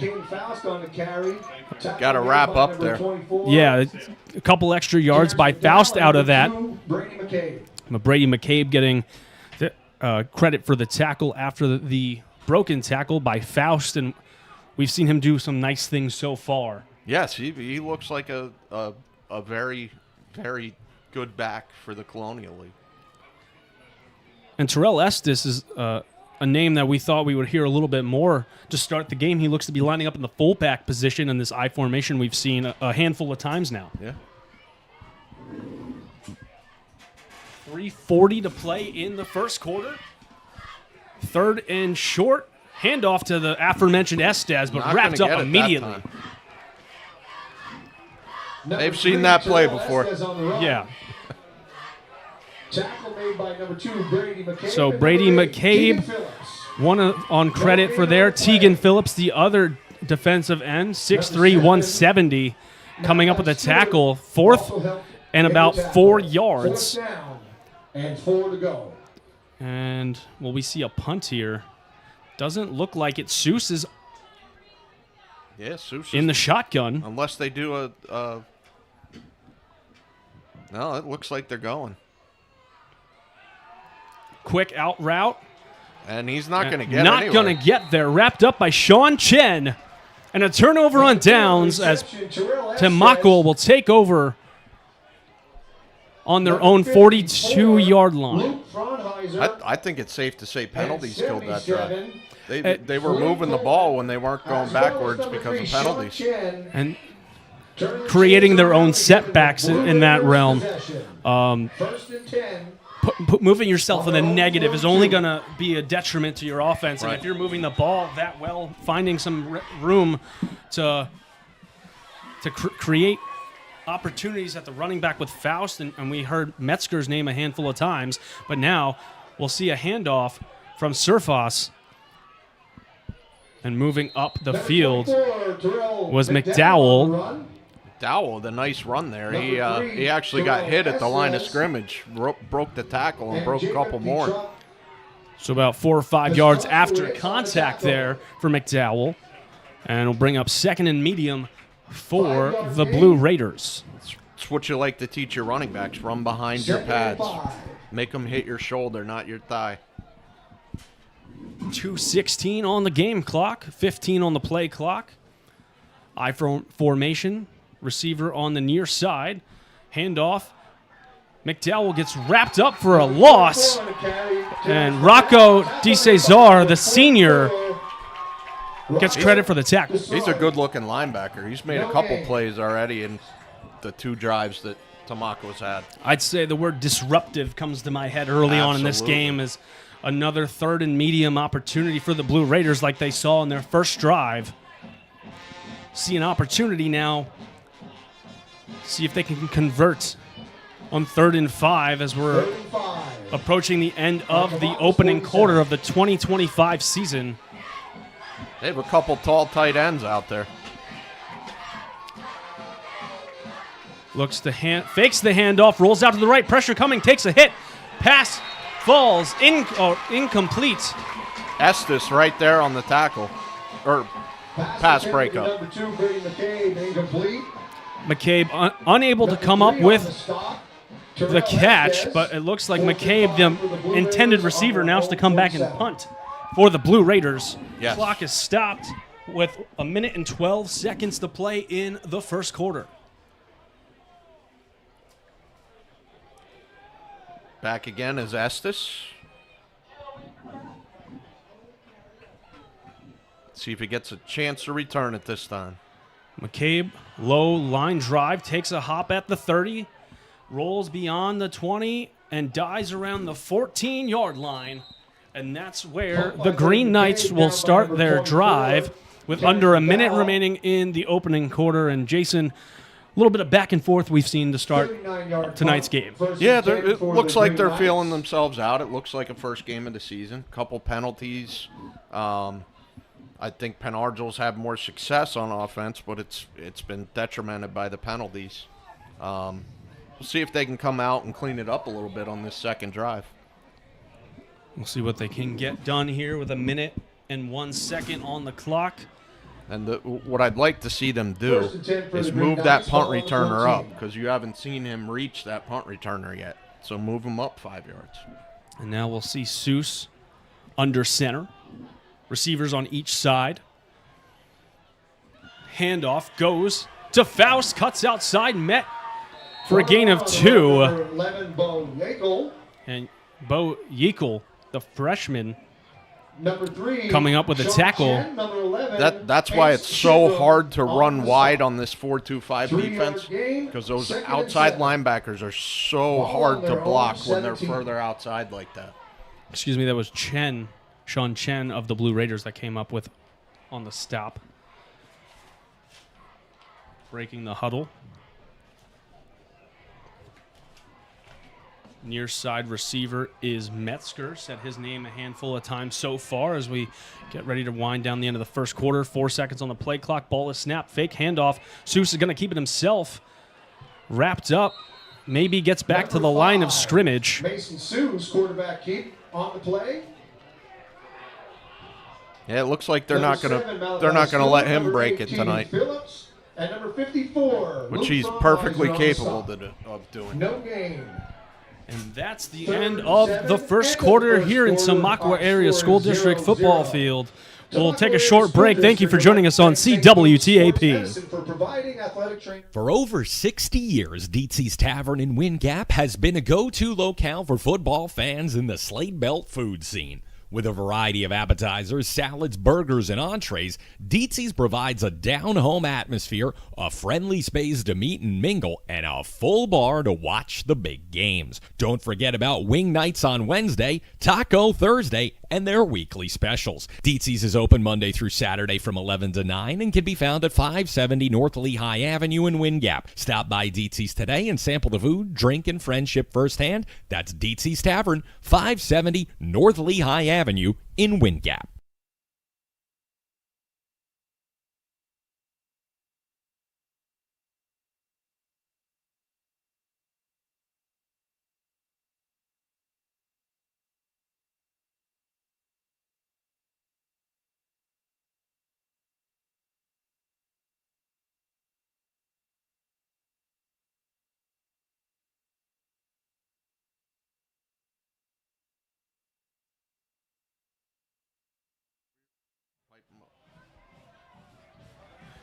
Welcome back. You're watching high school football coverage on CWTAP. LJ Smith and Jason Parrish calling tonight's game. Penn Argyl with possession on the far side of the field now. Seuss in the shotgun on 3rd and long. Rolls out, looks to the right side, goes through the hands of Faust. Incomplete. It'll bring up 4th and 8. Sean Chen on the coverage. Number 3 on the coverage, making it 4th and 7. And an incomplete pass to start the second quarter. And we'll see Penn Argyl's punt first. First time punting. And it's Mason Seuss, the do-it-all guy. Punting for the Green Knights, number 5, Mason Seuss. Back deep for the Blue Raiders. That's also an advantage 24, because you want to run a fake punt. Who's better to have than your quarterback as the punter? 100%. I was just thinking that as well. Having someone as capable, multifaceted, and a line drive punt's going to take a bounce at their own 48, and land on Tamaqua's side of the 48-yard line. Crespo down the ball. And Crespo downs the ball for the Green Knights. We'll see ball on the 48. The likeness of Chase Surfos coming back on the field. See if they can First and 10. They can knock off the rust, 2 3 and outs to start the game. Had a couple nice plays, but a couple drop passes too. And I'm sure the defense as well would like a break after a rather long drive to start. Yeah. Penn Argyl's had the ball a lot so far. And we'll see now. Real bunch formation here. Pitch to McDowell. Gets outside, sidesteps one, wrapped up in the backfield. And we're going to get a hold. Terrell Estes. You're going to get a hold there, too. Terrell Estes on the tackle. And we'll see the penalty here. Referee Jason Boris making the call. Penn Argyl. We'll see if they accept it. Substituting some defensive linemen here, getting fresh legs on the field. A lot of the guys on both of these teams are going both ways, so it's important to have a guy that can get them a blow for a couple plays here and there. So Penn Argyl accepts the penalty after maybe a loss of 1, but now first and 18. It's 10 yards from the spot of the foul. Okay, so first and 18 is what it is now. We'll see if Tamaqua can get anything rolling. McDowell on the near side. End around. Stopped in the middle, running forward. That looks to be the likes of Ace Shikram. And he'll pick up Anthony Beltran on the tackle.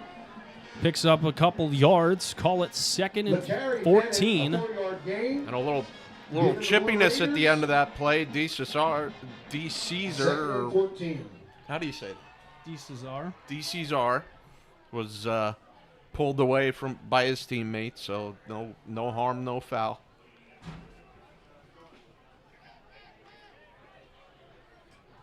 Approaching the line with 8 seconds on the play clock. In the shotgun. Ball snapped with 3 seconds. Looks to throw. Going deep. Wheel route. And no flag throwing. Should have been a flag thrown. On either, because I think there was some pulling first and then a trip up on the other side.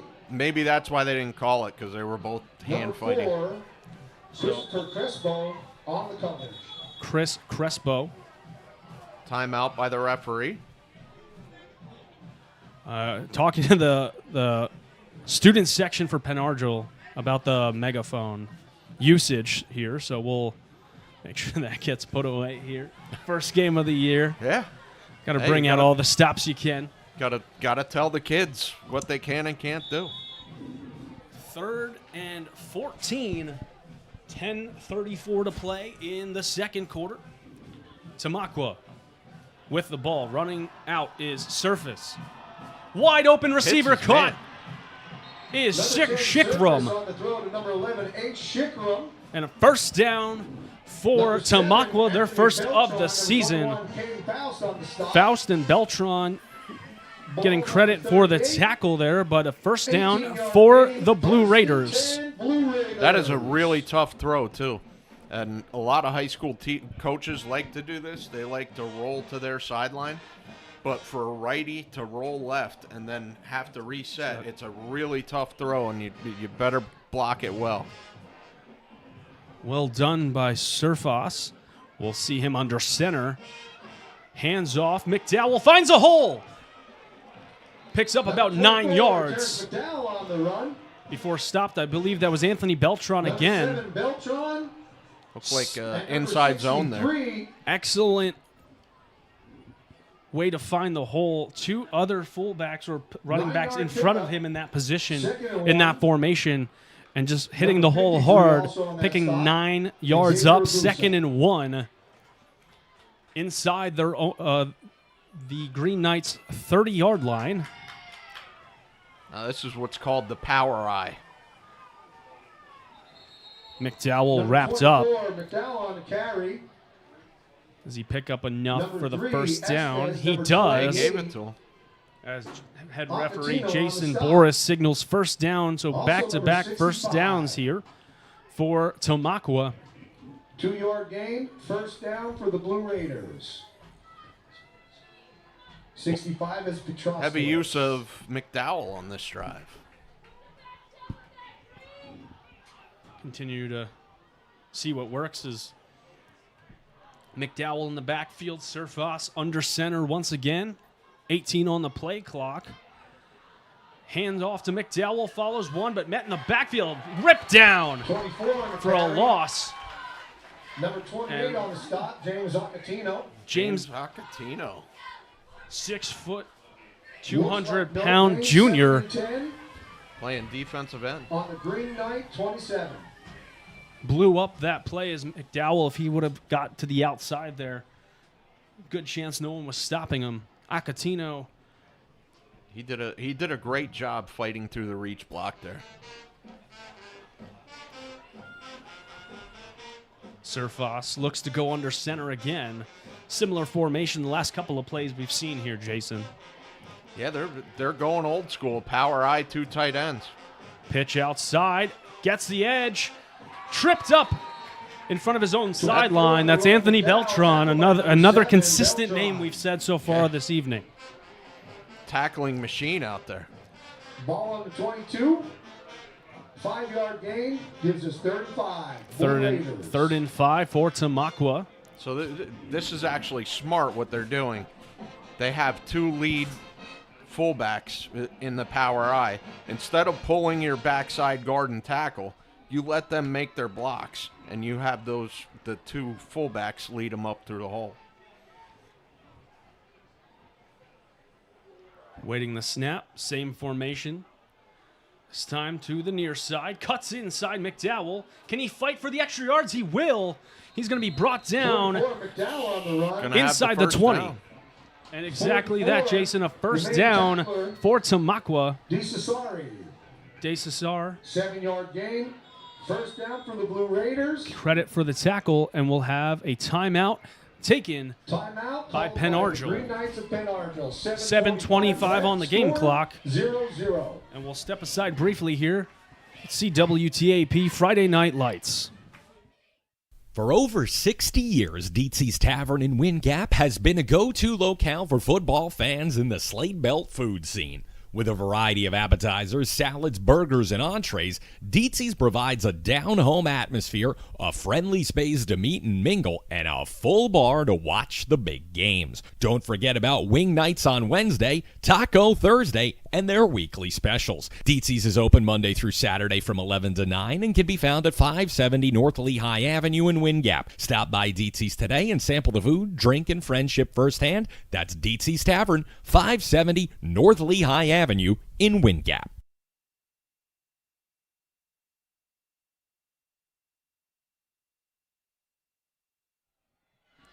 Welcome back to Tamaqua Area School District football field. The Blue Raiders have possession in the red zone, taking on the Penn Argyl Green Knights in the first game of Friday Night Lights here in CWTAP. The snap, Surfos hands off, McDowell fights forward, initially wrapped up by Xavier Ragusa. By number 7, Beltran, and number 44, Rocco Desari. Straight 35 power there. The Caesar. My apologies.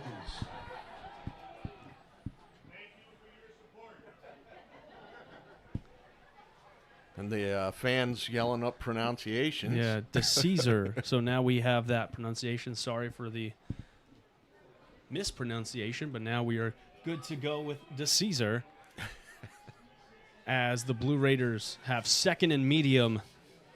I love this old school football.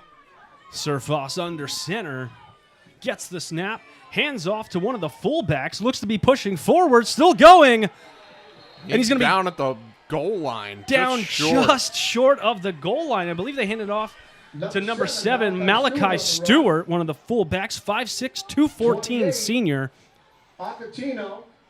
Just short of the goal line, and now first and goal for Tamaqua. And this is where the Eagles would call the brotherly shove. Correct. We'll see what the Blue Raiders elect to do. Similar formation, or it looks like the brotherly shove formation, does it not, Jason? It does. They are going to do it. Oh, no. Hands it off to... They faked the tush push. Terrence McDowell in for the Tamaqua touchdown. Blue Raiders on the board first, taking a 6-0 lead over Penn Argyl. 6 minutes to go in the first quarter, and we'd like to remind you that this game on CWTAP is being brought to you by Azar's Supermarket in Bethlehem. Out to attempt the point after looks to be Brian Godinez, the sophomore. Holding is McCabe. Kick is up low. No good. And no good. So the score stands 6-0 Tamaqua over Penn Argyl. The touchdown coming from the hands of Terrence McDowell with a 1-yard rushing touchdown. And we're going to go to a break now for one of our great sponsors. At Queen's Nutritional Products, we offer a full line of vitamins and mineral supplements to support a healthy lifestyle. Stop by Queen's Nutritional Products today to peruse our wide selection of dried and roasted nuts, dried fruits, and more. The Novak family and our friendly staff are available to assist you, and seniors get 10% off every day on many items. Open 7 days a week for your convenience, Queen's Nutritional Products is located at 1450 Pennsylvania Avenue in Allentown. You can visit them online at queensnutrition.shop, but better yet, stop by Queen's Nutritional Products, 1450 Pennsylvania Avenue in Allentown.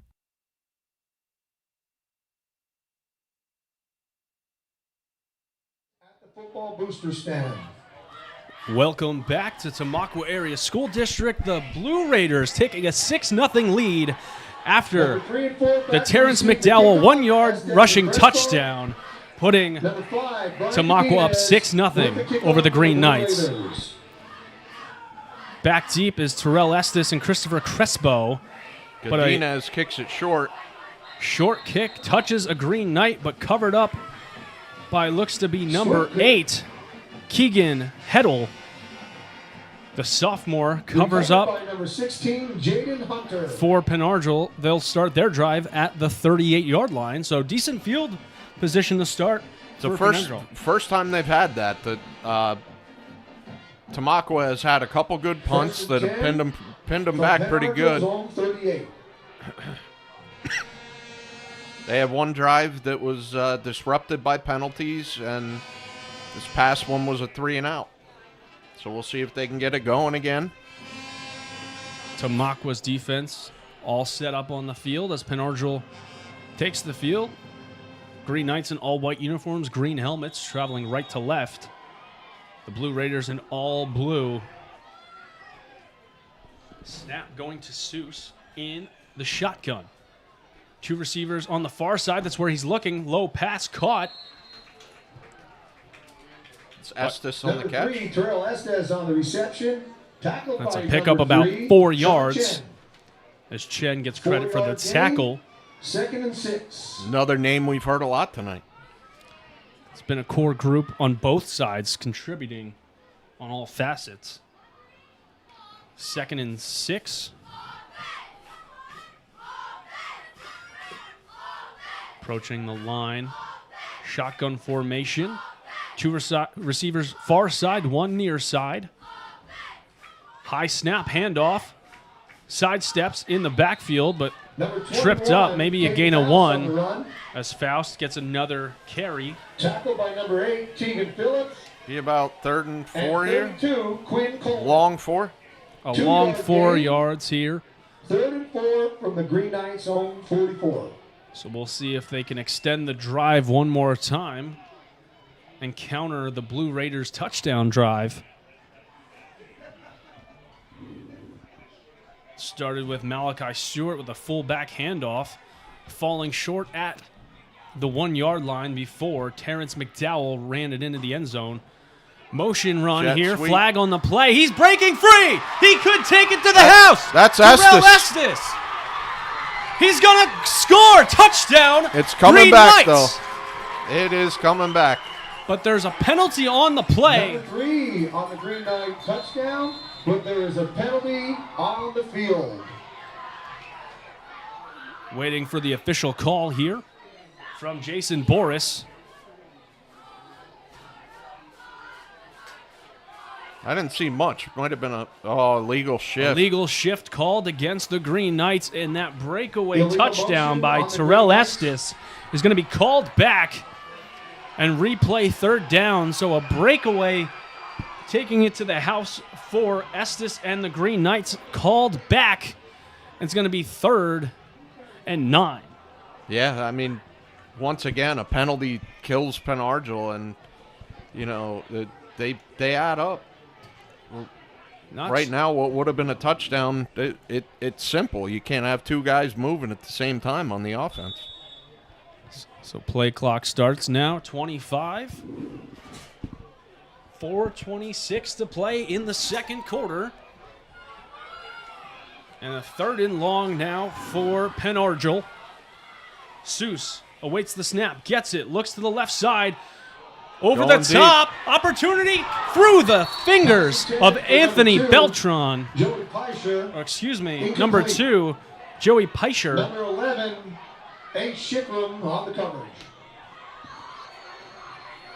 And a nice ball thrown by Seuss just through the fingertips of Peischer and brings up 4th and long. He gave it everything to get it, though. I mean, he laid out. It wasn't. Now the punt from the quarterback, Seuss. Number 24, Terrell McDowell back for the Blue Raiders. Dangerous returner, McDowell. Number five, Mason Seuss, punting.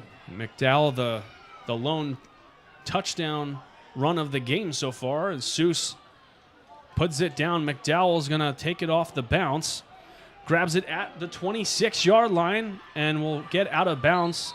Forced out by number 44, Rocco DeCesar. Number 24. Spotted at the 33. Tripped up by number 2, Joey Peischer. And we'll see the offense and the likeness of Chase Surfas back on the field for Tamaqua. 1st and 10 for the Blue Raiders. We'll see how they can run it back here after scoring a touchdown their last drive. Heavy dose of the power eye and just straight run game last drive. We'll see the similar setup here once again, Jason. If it's not broke, don't fix it type of situation. We'll see if Penn Argyl made any adjustments on the sideline. Handoff, McDowell outside, cuts back in, picks up about 5 yards. Number 24, Terrence McDowell on the run. Number 9, Penn Argyl did make an adjustment on that play. They went to a five-man line. It didn't seem to work, though. The senior Zach Metzger getting credit for the tackle. 2nd and medium now. 5-yard gain for the Blue Raiders. 2nd and 5 for the Blue Raiders' own 38. Metzger's tackle was a hustle play because he was on the backside. So we'll see. It's been a handoff or a pitch. Handoff to the fullback. Met immediately. I'd like to see who made that pop. Looks like DeCesar. Maybe he stopped him cold. Number 44. Yeah. DeCesar on the tackle stepped right into the line of fire. DeCesar on the tackle.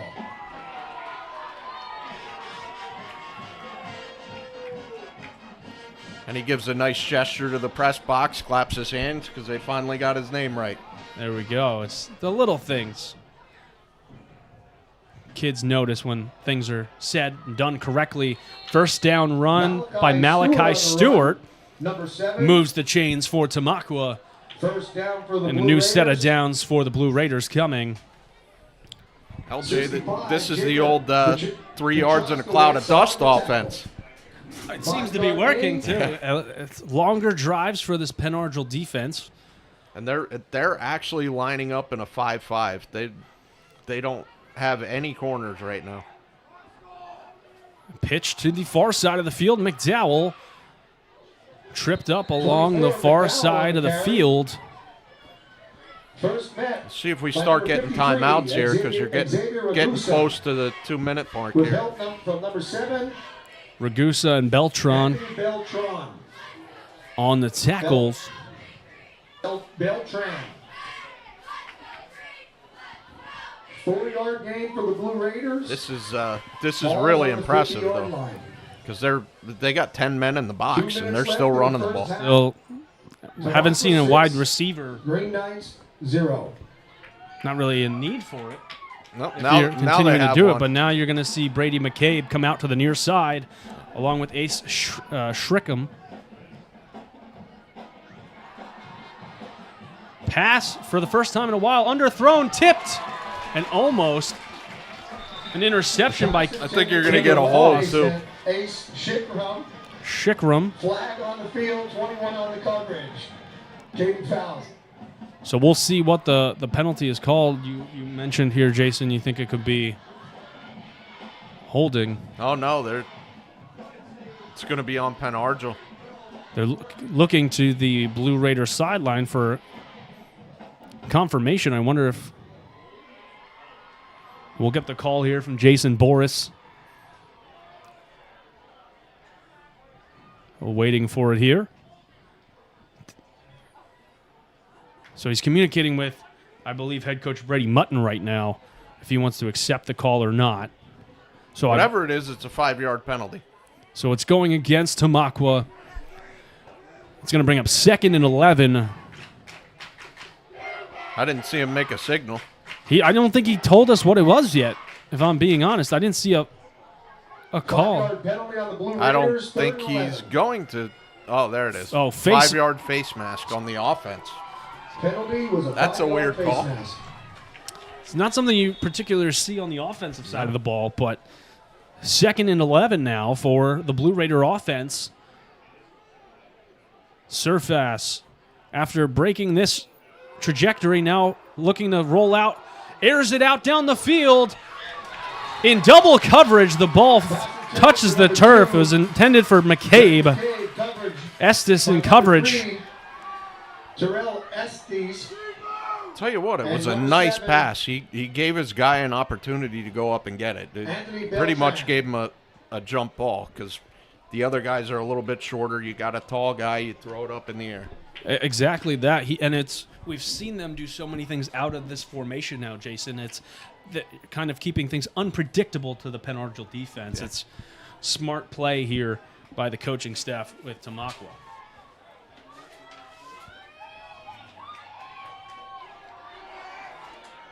Rolling to the right.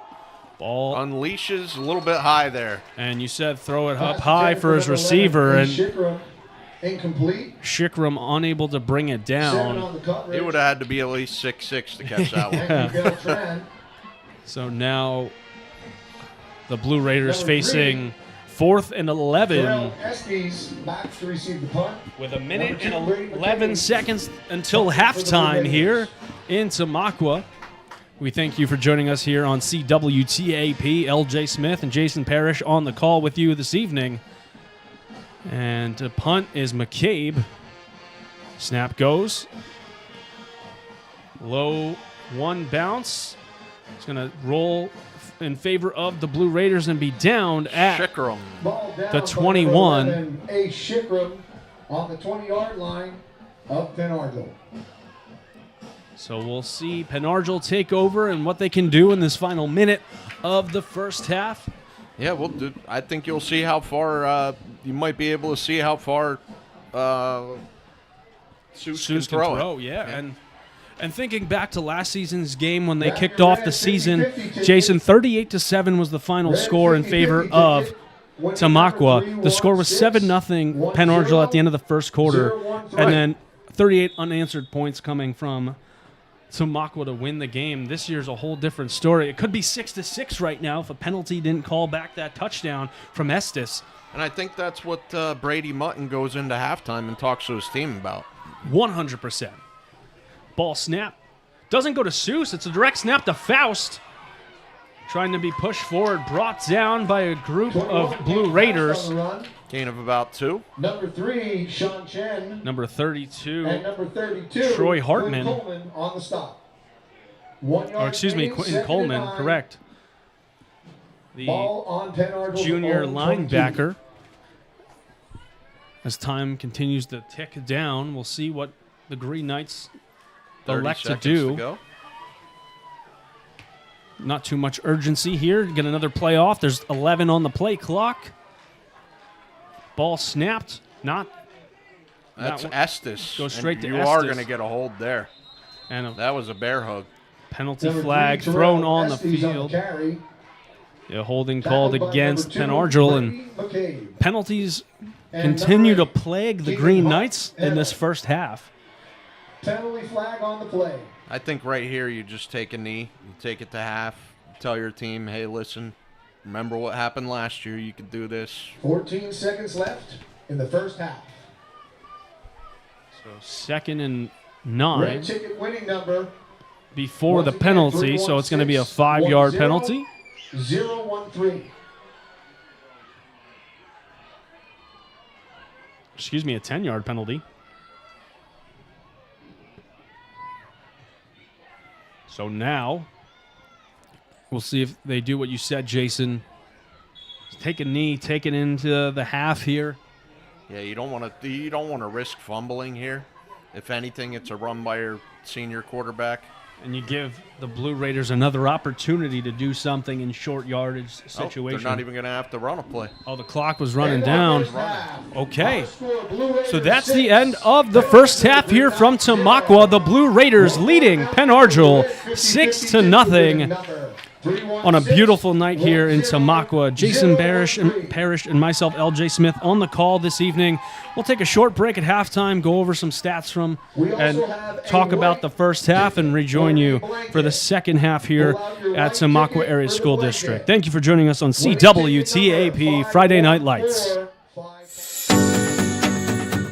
Superior Hardware, located at 400 South 3rd Street in Bangor, is your go-to source for home improvement supplies in the Slate Belt. With a variety of tools, screws, nuts, bolts, and more, Superior Hardware is the place to shop for your hardware needs. Superior Hardware offers a full line of Milwaukee tools, the highest quality power tools available. In addition to their in-store offerings, Superior Hardware ships nationwide via their website, www.superiorhardwarebangor.com. So you don't even have to live in the Slate Belt or drive to Bangor to sample all that Superior Hardware has to offer. Superior Hardware is open Monday to Friday from 7 till 5, Saturday from 7:30 to 4, and Sunday from 9 to 2. Call them at 610-588-3205 or stop by their location at 400 South 1st Street in Bangor to jumpstart your home improvement projects today. That's Superior Hardware, 400 South 1st Street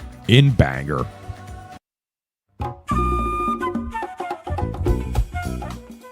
X-Golf, located just off the 25th Street exit of Route 22 in Easton, offers a premier golf simulation experience. With some of the most realistic indoor golf simulators you've ever seen, X-Golf is the premier place to work on your game before you hit the courses around the Lehigh Valley. If it's driving that needs work, putting that needs practice, or that pesky short game that haunts you, X-Golf is the perfect spot to perfect your swing. Bring your clubs, borrow one of our in-house sets, big up your friends, and come on down to X-Golf for a fun time. It's always 72 and sunny at X-Golf, and double bogeys are welcome, so you don't have to worry about a cart full of golfers behind you on hole 7. To schedule your tee time, call X-Golf at 484-250-0391. That's 484-250-0391. X-Golf, 80 Kunkel Drive in Easton, right off the 25th Street exit of Route 22.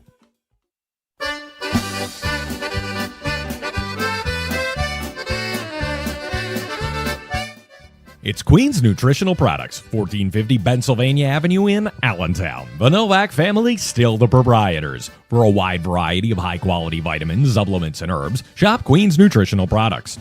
From vitamin A to zinc and everything in between, the Queen Bee and her busy bees on staff can assist you. Queen's Nutritional Products also has a full line of dry and roasted nuts, dried fruits, and more. That historic nut hut still producing the best nuts and dried fruits in the Lehigh Valley. Queen's Nutritional Products also offers a variety of natural soaps, shampoos, toothpaste, and more, because what you put on your body is as important as what you put in it. Queen's Nutritional Products is open Monday through Wednesday and Saturday from 9 until 6, Thursday and Friday from 9 till 7, as well as Sunday from 11 till 4. Seniors get 10% off every day on many items in the store. Visit them online at queensnutrition.shop, or better yet, stop by Queen's Nutritional Products at 1450 Pennsylvania Avenue in Allentown.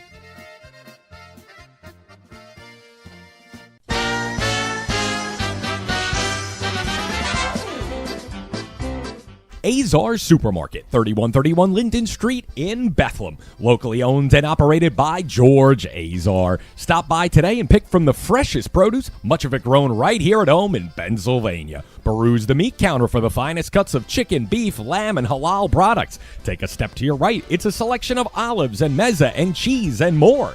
Azar's features a full lineup of products imported from the Mediterranean, including Lebanese olive oil and hard-to-find spices and herbs. Shop Azar's, 3131 Linden Street in Bethlehem, for great value. Rachel's Refinished Furniture, located at 205 Blue Valley Drive in Bangor, has a showroom filled with refinished furniture, mirrors, home decor, and more. Rachel's has unfinished pieces which you can customize as well. If you've got a piece which you would like to have refinished, you can have your furniture given a new life at Rachel's Refinished Furniture. You can contact Rachel's Refinished Furniture at 610-810-8486 and speak to Rachel in person. That's 610-810-8486 for Rachel's Refinished Furniture, 205 Blue Valley Drive in Bangor. The Book and Puppet Company, located at 161 Northampton Street in downtown Easton, is a treasure trove of literature for kids and adults alike. With a large selection of children's and youth-geared content to New York Times best-selling authors across a variety of topics, the Book and Puppet Company has literary works for many ages and interests. The Book and Puppet Company is open at 11 a.m. Sunday through Friday and has its late night on Saturday, opening at 10 a.m. and closing at 9 p.m. For more information, you can visit their website at bookandpuppet.com. That's the Book and Puppet Company, 161 Northampton Street in Easton.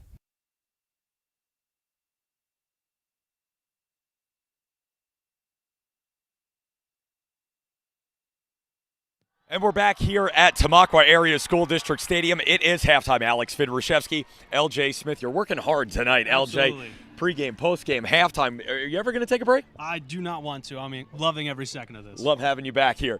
So it's been an interesting half. It went by rather quickly. A lot of physical running, and we only had one score. Tamaqua leads this one 6-0. What are your initial thoughts on this contest tonight? Well, we've seen the same formation coming from Tamaqua, that power eye type of setup where two fullbacks, McDowell doing an excellent job finding the holes and even handing it off at one point, getting Malachi Stewart down to the 1-yard line before McDowell took it into the end zone for a 6-0 lead. Penn Argyl's defense standing stout as well, but that one score, the difference right now, but penalties also hindering their offense. I think Penn Argyl hit with 3 or 4 of them over the course of their last 2 drives, and one negated a touchdown. And, you know, will that loom large when we hit the fourth quarter? Time will tell. That said, you know, Mason Seuss standing tall in there. They get some pressure on him. But, again, evenly matched teams here tonight on the line and at the skill position. It's been an entertaining one to watch. In spite of its, you know, low-scoring nature, I've enjoyed every minute of it thus far. It's been very exciting. Like I said, the offense, Terrell Estes, 60-some rushing touchdown negated due to a penalty. We'll see if that looms large. But penalties in general, that first drive, 3 penalties, putting them back 5 yards at the start of each drive. That showed to be the difference just alone in that first drive with the ball. But defensively standing stout. We've heard the name and said the name Anthony Beltran so many times already this evening, standing tall on the defensive end. I think he's earned the title belt. A lot of coaches now, they give the Hulk Hogan championship, may he rest in peace. Yes. They give the Hulk Hogan championship belt out to the player of the game or the guy who works the hardest during the week. I think he's earning that one. And Caden Faust as well, getting a lot of touches at running back, seeing the field really well. Holding penalty did negate a rather large run for him, but seeing a plethora of different touches at the running back position, and Metzger at wide out getting a catch or two as well for Penn Argyl. It's been a great opening half to the high school football season. We'll be here all year, 10 weeks on CWTAP every Friday night and some Saturday afternoons as well. We'll have more information. So make sure you follow us on our Facebook at CWTAP Television. That's right, we've got a Facebook, folks. There are about 1,200 of you that know about this. We want 12,000 of you to know about this. So join our Facebook page there at CWTAP. It's the halftime show, Pennsylvania football news, and Azar bringing it to you. Azar Supermarket, of course. Our great friends, Nejwa and George Azar, 3131 Linden Street in Bethlehem, was with them the other day. For the freshest produce, make sure you stop by over there at Azars and Pennsylvania Football News. LJ, what more can we say?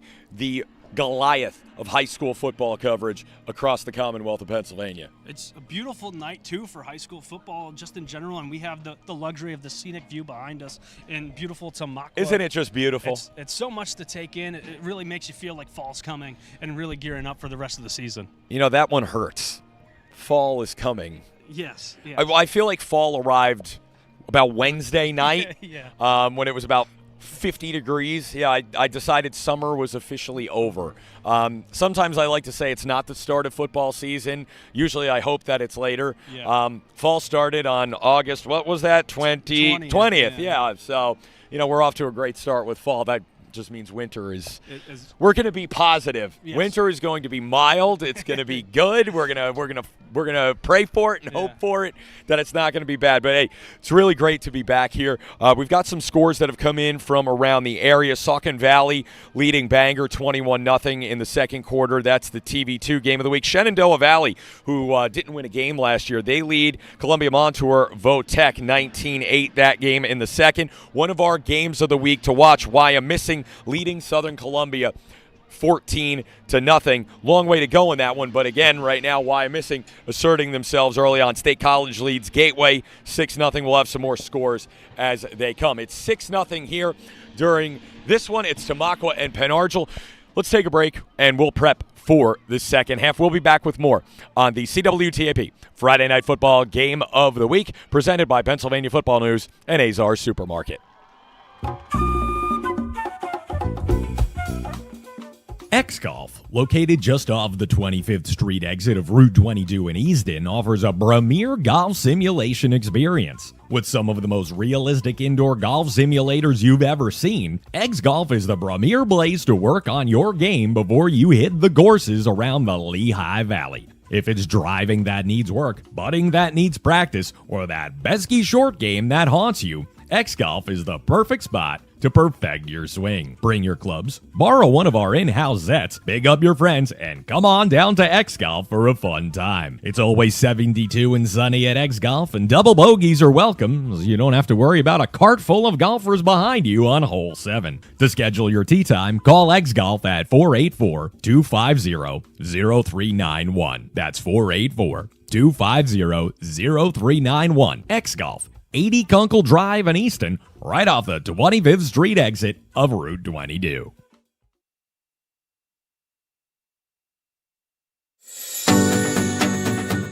Superior Hardware, located at 400 South 3rd Street in Bangor, is your go-to source for home improvement supplies in the Slate Belt. With a variety of tools, screws, nuts, bolts, and more, Superior Hardware is the place to shop for your hardware needs. Superior Hardware offers a full line of Milwaukee tools, the highest quality power tools available. In addition to their in-store offerings, Superior Hardware ships nationwide via their website, www.superiorhardwarebangor.com. So you don't even have to live in the Slate Belt or drive to Bangor to sample all that Superior Hardware has to offer. Superior Hardware is open Monday to Friday from 7 till 5, Saturday from 7:30 to 4, and Sunday from 9 to 2. Call them at 610-588-3205 or stop by their location at 400 South 1st Street in Bangor to jumpstart your home improvement projects today. That's Superior Hardware, 400 South 1st Street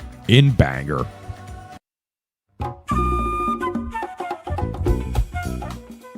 X-Golf, located just off the 25th Street exit of Route 22 in Easton, offers a premier golf simulation experience. With some of the most realistic indoor golf simulators you've ever seen, X-Golf is the premier place to work on your game before you hit the courses around the Lehigh Valley. If it's driving that needs work, putting that needs practice, or that pesky short game that haunts you, X-Golf is the perfect spot to perfect your swing. Bring your clubs, borrow one of our in-house sets, big up your friends, and come on down to X-Golf for a fun time. It's always 72 and sunny at X-Golf, and double bogeys are welcome, so you don't have to worry about a cart full of golfers behind you on hole 7. To schedule your tee time, call X-Golf at 484-250-0391. That's 484-250-0391. X-Golf. 80 Kunkel Drive in Easton, right off the 25th Street exit of Route 22.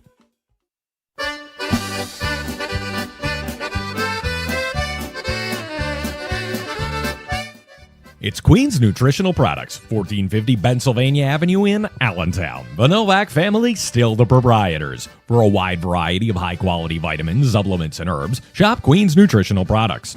From vitamin A to zinc and everything in between, the Queen Bee and her busy bees on staff can assist you. Queen's Nutritional Products also has a full line of dry and roasted nuts, dried fruits, and more. That historic nut hut still producing the best nuts and dried fruits in the Lehigh Valley. Queen's Nutritional Products also offers a variety of natural soaps, shampoos, toothpaste, and more because what you put on your body is as important as what you put in it. Queen's Nutritional Products is open Monday through Wednesday and Saturday from 9 until 6, Thursday and Friday from 9 till 7, as well as Sunday from 11 till 4. Seniors get 10% off every day on many items in the store. Visit them online at queensnutrition.shop, or better yet, stop by Queen's Nutritional Products at 1450 Pennsylvania Avenue in Allentown.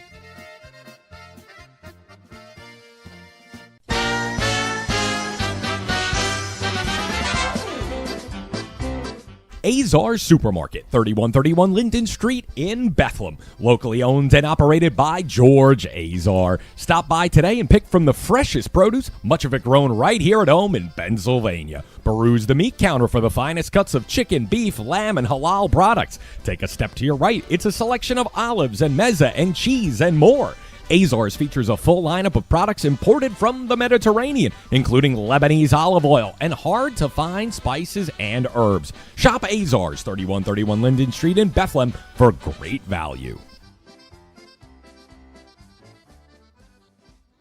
Rachel's Refinished Furniture, located at 205 Blue Valley Drive in Bangor, has a showroom filled with refinished furniture, mirrors, home decor, and more. Rachel's has unfinished pieces which you can customize as well. If you've got a piece which you would like to have refinished, you can have your furniture given a new life at Rachel's Refinished Furniture. You can contact Rachel's Refinished Furniture at 610-810-8486 and speak to Rachel in person.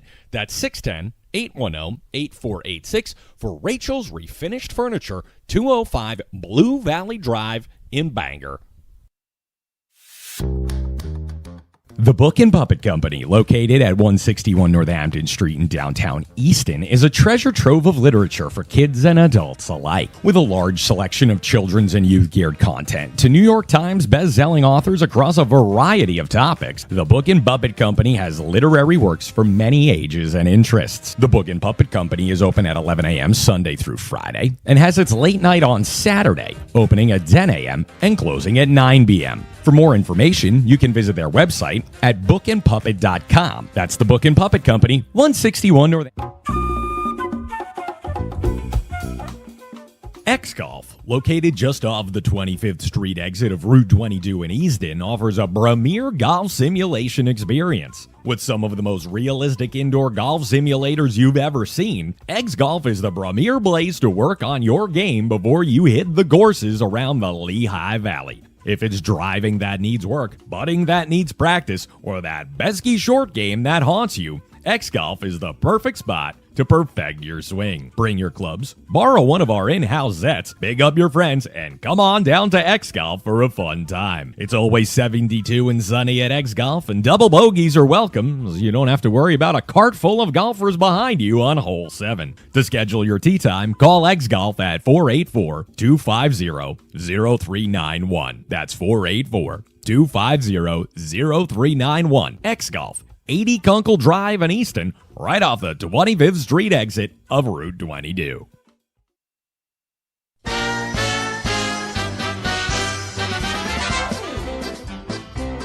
Azar Supermarket, 3131 Linden Street in Bethlehem. Locally owned and operated by George Azar. Stop by today and pick from the freshest produce, much of it grown right here at home in Pennsylvania. Peruse the meat counter for the finest cuts of chicken, beef, lamb, and halal products. Take a step to your right. It's a selection of olives and mezza and cheese and more.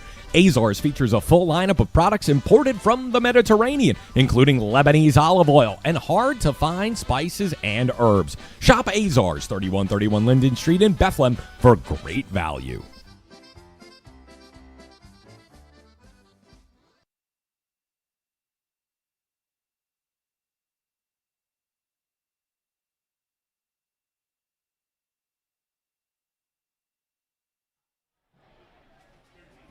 And welcome back to Tamaqua Area School District football field. The Blue Raiders taking on the Penn Argyl Green Knights. Myself, LJ Smith, alongside Jason Parrish on CWTAP Friday Night Football.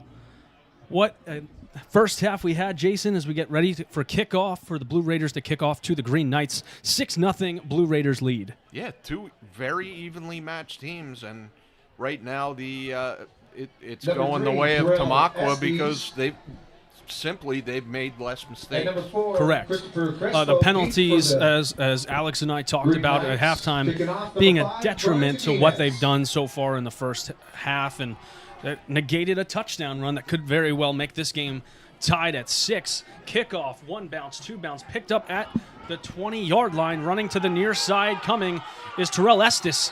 He gets forced out of bounds, and he's going to be pushed out at the 40-yard line. Chen. Number 3, Sean Chen. Yeah, excellent way to start the half if you're Penn Argyl. Penn Argyl, the Green Knights traveling left to right this quarter in all white uniforms and green helmets. The Blue Raiders in all blue uniforms and blue helmets traveling right to left. And 20-yard return. On their own 40. As we'll see, Seuss back on the field once again for the Green Knights. Shotgun snap, quarterback keeper. Brought down after maybe a gain of 2. Sniffed out pretty well there. And we got an extracurricular flag there. I believe on the tackle was number 8, Tegan Phillips on the stop. Tegan Phillips. And a penalty on the near sideline. But we have a flag down. I believe it's going to be... and I think it was DeCesar. Unsportsmanlike on... Luke Fronheiser. Yeah, Rocco DeCesar walked off the field. His helmet's off. He looked to be in the scuffle as well.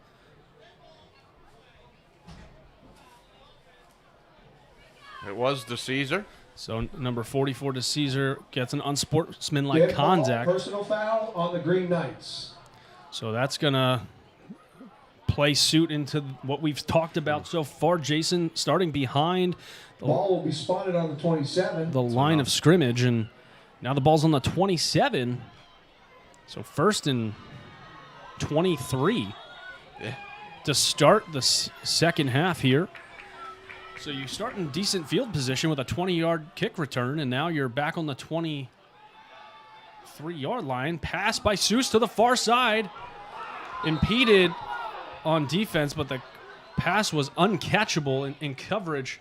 Was Ace Shikram, Anthony Beltran. as Beltran was in coverage, or out was the intended receiver, excuse me. On the coverage. Pass is incomplete. 2nd and 22. No, as Alex and I used to do last year, it's 3rd and 23, so we would say it's 3rd and New Tripoli. Yeah, there you go. There you go. An accurate thing for right now, for sure. It's 3rd and Shenandoah. So 3rd and 23 for the Green Knights. Coverage deep for the Blue Raiders. 3 receivers to the far side of the field looking to pass. With time, delivers. Running to the ball. Oh, he dropped the hands. My goodness, I believe that was... Oh, Estes had it right in his hands. Number 11, Ace Shikram on the coverage. That was a perfect pass. Aired it out just wonderfully. And we've seen Seuss do that a couple of times so far this evening, going through the hands of Beltran earlier. And now this time, Terrell Estes, punting for the Green Knights, unable to grab that. Would have picked up the first down and then some. Yeah. But now we're going to see a punt from Seuss here. Back deep is the lone touchdown scorer, Terrence McDowell. Good struck punt, spiral and all, caught by McDowell at the 30. Breaks nice 1, move. 2, forced to the sideline and thrown out of bounds. 24, about the 47. And number 2, that is Joey Peischer. Joey Peischer on the tackle. Delivers McDowell to the grass, and that's going to bring up A 1st and 10 on their own 47-yard line for the Blue Raiders. On their own 46-yard line. And Jason, we'll see if we see that same formation the Blue Raiders have run. It certainly worked. And we've seen so many things come out of that formation as well. A pass, fullback handoff, pitches to the inside, outside, everything we've seen out of this position. And we'll see the Blue Raiders and Surfas come out of this right now. Under center, hands off to McDowell, cuts inside, gets around one, maybe two defenders. Got about four. Xavier Ragusa was the one that was making first contact, and there's an injured Blue Raider on the field. That is number 7. Malachi Stewart. Xavier Ragusa. That's a 4-yard gain. And we have the trainers come out to tend to the injured Blue Raider. We'll step aside briefly and rejoin you after the injury timeout here on CWTAP.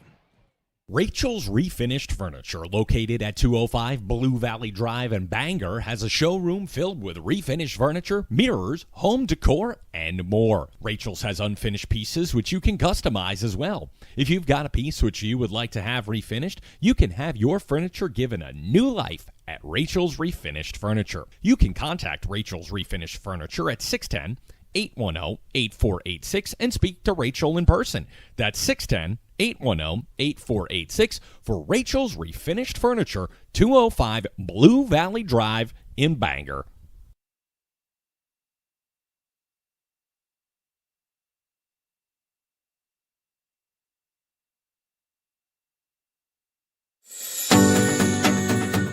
Superior Hardware, located at 400 South 3rd Street in Bangor, is your go-to source for home improvement supplies in the Slate Belt. With a variety of tools, screws, nuts, bolts, and more, Superior Hardware is the place to shop for your hardware needs. Superior Hardware offers a full line of Milwaukee tools, the highest quality power tools available. In addition to their in-store offerings, Superior Hardware ships nationwide via their website, www.superiorhardwarebangor.com. So you don't even have to live in the Slate Belt or drive to Bangor to sample all that Superior Hardware has to offer. Superior Hardware is open Monday to Friday from 7 till 5, Saturday from 7:30 to 4, and Sunday from 9 to 2. Call them at 610-588-3205 or stop by their location at 400 South 1st Street in Bangor to jumpstart your home improvement projects today. That's Superior Hardware, 400 South 1st Street in Bangor. 2nd and 6, ball on the 50-yard And welcome line. back to Tamaqua Area School District Football Field. After the injury timeout, Blue Raiders looking at 2nd and 6. One of the fullbacks injured. Doesn't matter. We just bring another one out. It's Malachi Stewart, the injured Blue Raider. Snap. Fakes to McDowell. Looking to throw is Surfas. Intercepted! Oh, he dropped it. Opportunity for Christopher Crespo. Unable to make the grab. Number 4, Christopher Crespo. And fortunate scenario there for the Blue Raiders as Surfas's pass falls incomplete off the hands of Crespo, the junior. 6. Threw into a lot of coverage there. It was a max protect where you keep a lot of guys in so nobody gets to your quarterback, but problem with those is you only get about 2 receivers out on the route. And throwing into heavy coverage there is DeCesar trying to amp up the student section on the near side of the stadium as the play clock counts down to 10 as the Blue Raiders line up. Lone running back. Receivers to the far side. Flag thrown. I believe it's going to be legal motion. Legal motion. Maybe procedure. There looked like some tight ends or wide receivers lined up incorrectly. We'll get the call here from Jason Boris, the head referee. Okay, so you don't see that often, but that just means one of the outside guys was lined up in the neutral zone. So one of the receivers would have been lined up across the ball. So it's definitely said, Jason, that's not something you tend to see too often, but now a 3rd and 6 turns into 3rd and 11 And the Blue Raiders seeing this side of a penalty. We haven't seen that too much so far tonight. Play clock at 15 as the Blue Raiders break the huddle. 2 receivers on the near side. McDowell gets the handoff, finds a hole, jumps around one defender and falls down on the opposite side of their own 50. So it's ball on the Green Knight 49 and bringing up 4th and medium for the Blue Raiders. We'll see, and it looks like Brady McCabe will be back to punt for the Blue Raiders. That was a simple jet sweep. Just take your receiver, Number 3, run them across the formation, get the handoff. Brady McCabe. Estes back for the Green Knights. We'll see what he does here. McCabe's punt.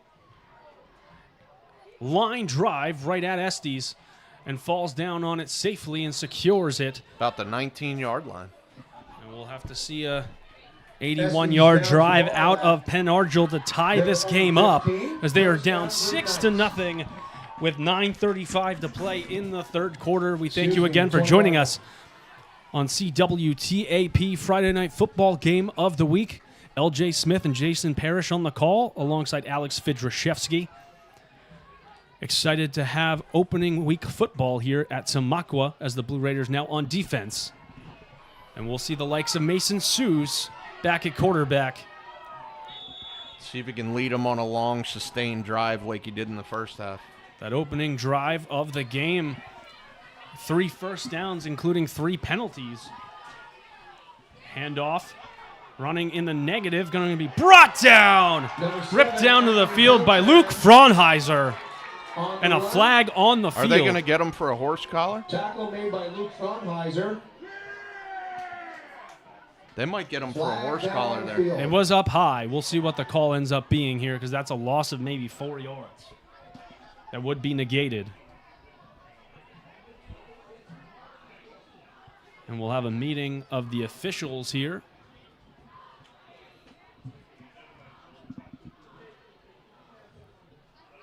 And basically what a horse collar is, if you don't know, is it's when you reach inside the opposing player's shoulder pads and pull him down by the pads.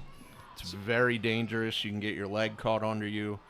A lot of people have been injured that way, including Terrell Owens. Yeah, like almost Eagles that 2004 Super Bowl year. That and even like a drop tackle nowadays being outlawed in a lot of things. So we'll see what the final call is going to be against here. As they're still meeting around the 18-yard line. No, waiting the final call. Horse collar Personal tackle. Foul, horse collar. So that's going to go against Luke Fraunheiser. Horse collar on the Blue Raiders. So that's going to be a 15-yard penalty and an automatic first down. So that works out for Penn Argyl. 10 Green Knights on their own 34. And this is the second Penn Argyl penalty now that they've gotten in the second half, this third quarter, and we'll see if the Green Knight offense can capitalize on this opportunity. Pitch back to Faust, I believe. No, they put Estes. They put Estes back in the backfield. Number 8, Keegan Phillips. They must be interchangeable. 54, Luke Fraunheiser. Because Faust is on the field right now for the Green Knights, but a loss of 1 from Terrell Estes, the senior running back, 5'11", 195.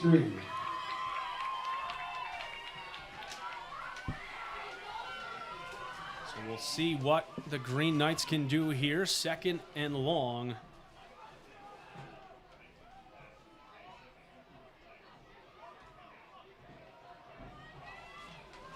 Gets the snap is Seuss. Looks to Estes down the field through the hands of Joey Peischer.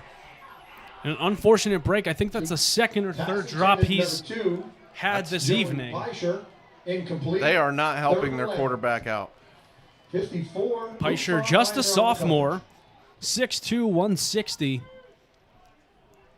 And as a coach, what I always tell my kids, if you can get 2 hands on it, you got to bring it down. So an opportunity now. 3rd and 11 after the penalty first down for the horse collar called against Luke Fraunheiser. Seuss gets the snap. Extra coverage, steps up, pocket collapses. He breaks free, running to the outside. He's going to pick up the first down and more. Mason Seuss with his feet and another penalty. A little extracurricular. You're going to get a flag on the field. Unnecessary roughness added on to that run because they slammed them down on the sideline. Seuss got out of there right after he could, after getting thrown down on the sidelines. And what a run by Mason Seuss. 3rd and 12, turning that into a first down and maybe even more now. It looked like it was going to be a sack. I thought he was going to be dropped in the backfield, 100%. I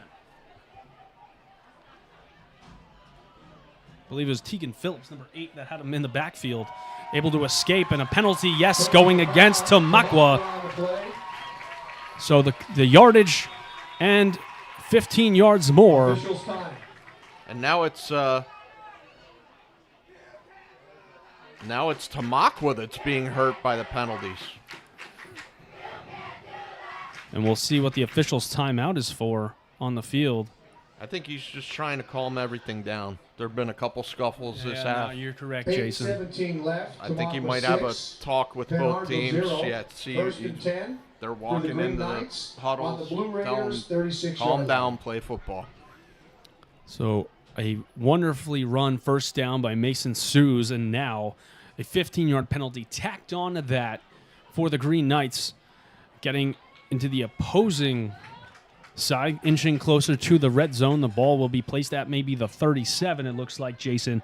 8:14 to play in the third quarter.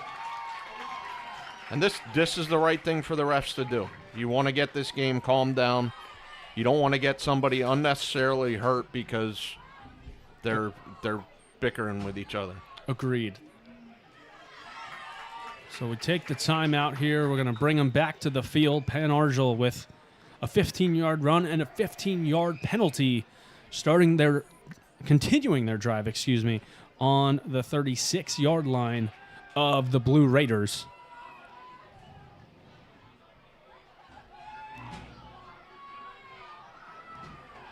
The legs of Seuss helping the Green Knights here. He's back in shotgun. 3 receivers to the near side of the field. Man in motion, ball is snapped. Quick pass to Faust. Sidesteps one, gets another block. He's running a flag on the play. Faust continues to go downfield, brought down at the 10-yard line, but there's an injured Blue Raider, and it looks to be the likes of Malachi Stewart once again. Yeah. A flag on the field as well as a Blue Raider. You might either get a hold or an illegal crack block there. That's what I was thinking, Jason. You have to be able to see the defender, or the defender has to be able to see you in order for you to block him. Unfortunate break yet again for the Green Knights if that's the case. And right now all that matters is if number 7, Malachi Stewart, is okay. Oh, illegal block in the back. I was wrong on both. Okay, illegal block in the back by the Green Knights. So an injury timeout once again after the illegal block in the back going against Pan Argyl, and we have... It's only technically a 4-yard penalty, though, because it's from the spot of the foul. So it'll be 1st and 14. It doesn't hurt as much as it would in the NFL or the college game. Yes. That's one of the benefits to the situation right now. But right now, especially Malachi Stewart went down with an injury earlier this evening, and again, so we'll take a quick break for the injury timeout, and we'll bring you back when action resumes here at CWTAP Friday Night Football. Superior Hardware, located at 400 South 1st Street in Bangor, is your go-to source for home improvement supplies in the Slate Belt. With a variety of tools, screws, nuts, bolts, and more, Superior Hardware is the place to shop for your hardware needs. Superior Hardware offers a full line of Milwaukee tools, the highest quality power tools available. In addition to their in-store offerings, Superior Hardware ships nationwide via their website, www.superiorhardwarebangor.com. So you don't even have to live in the Slate Belt or drive to Bangor to sample all that Superior Hardware has to offer. Superior Hardware is open Monday to Friday from 7 till 5, Saturday from... And we're back to action here after the injury timeout for the Blue Raider down on the field. Penn Argyl 1st and 14 after the illegal block in the back. Seuss takes it himself, wrapped up by a group of Blue Raiders. Looks to be number 5, Mason Seuss on the run. 55, Carter Trotman, and Brady McCabe credited for the tackle. And Jason, we were talking a little bit about how penalties haven't been benefiting Penn Argyl. Finally, the Blue Raiders commit a few penalties where Penn Argyl and the Green Knights can move down the field, and then they break a nice run for almost 30 yards and a penalty going against them. So 2nd and 11 for Penn Argyl. Seuss with the lone back of Faust. 3 receivers to the far side. Tight end Evan Johnson on the near side. Motion. Faust steps back. Quick pass. Hits him in the hands. Gets outside and brought down. Great open field tackle. I believe that was Sean Chen. It was. Sean Chen, he's been making a lot of tackles today. An open field tackle, what could have been a 7-yard gain, turns into just 1 yard because of the tackling skills of the senior Sean Chen. In the open field against a shifty guy like Faust, that's a really good tackle. So play clock at 20. 6:33 to play in the third quarter.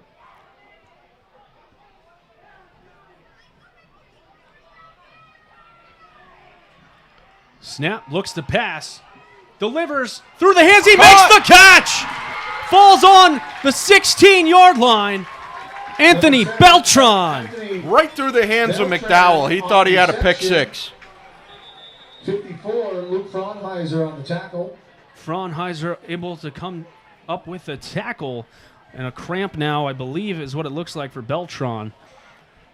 He made the catch, turned to run, and immediately fell on the turf. Field, ball on the 17.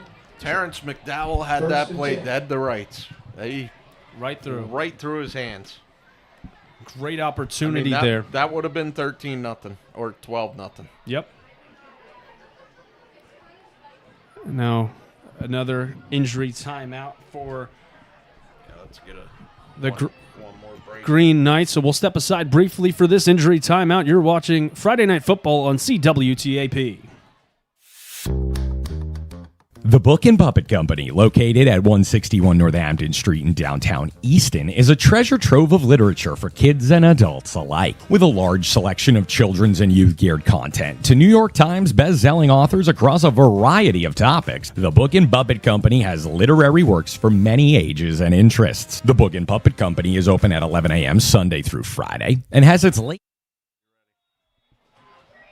Back to action here. Penn Argyl with... first down on an almost intercepted ball. Ball snapped directly to Estes.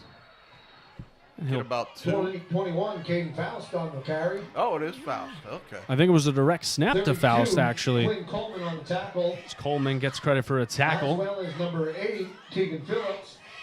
And Phillips as well. Logan Zimmerman. Logan Zimmerman, one of the first times we said his name this evening on the defensive side of the ball. He's listed as the starting right guard for the Blue Raiders.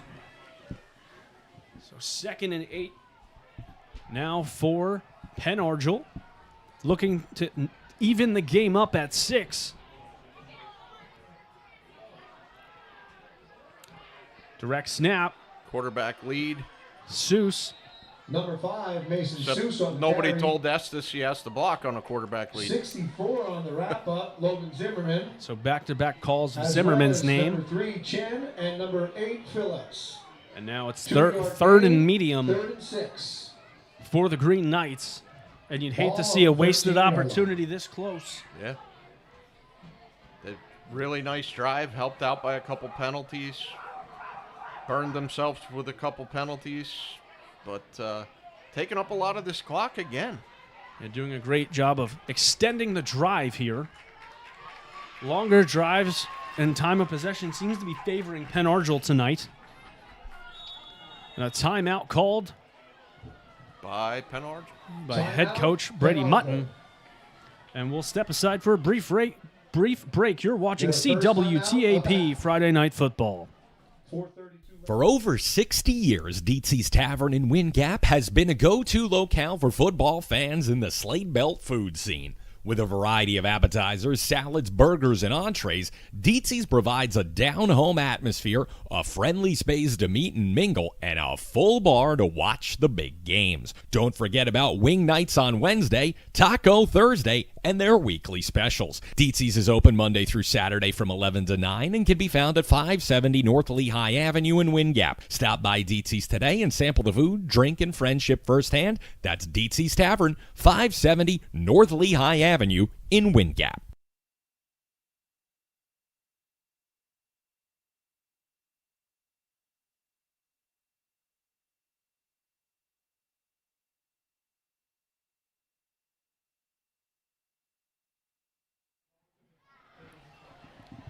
And we're back here at Tamaqua Area School District Football Field for CWTAP Friday Night Football, presented by Azars. 3rd and 6 from the 13 for Penn Argyl.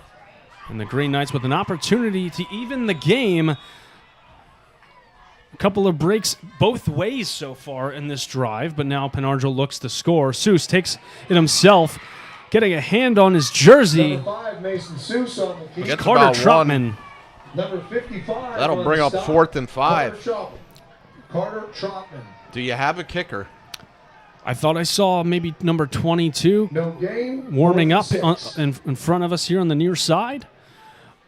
One of the coaches saying to kick it. It doesn't look like they will. No, it looks like they're going to go for it. So 4th and 5. Play clock already at 18 seconds.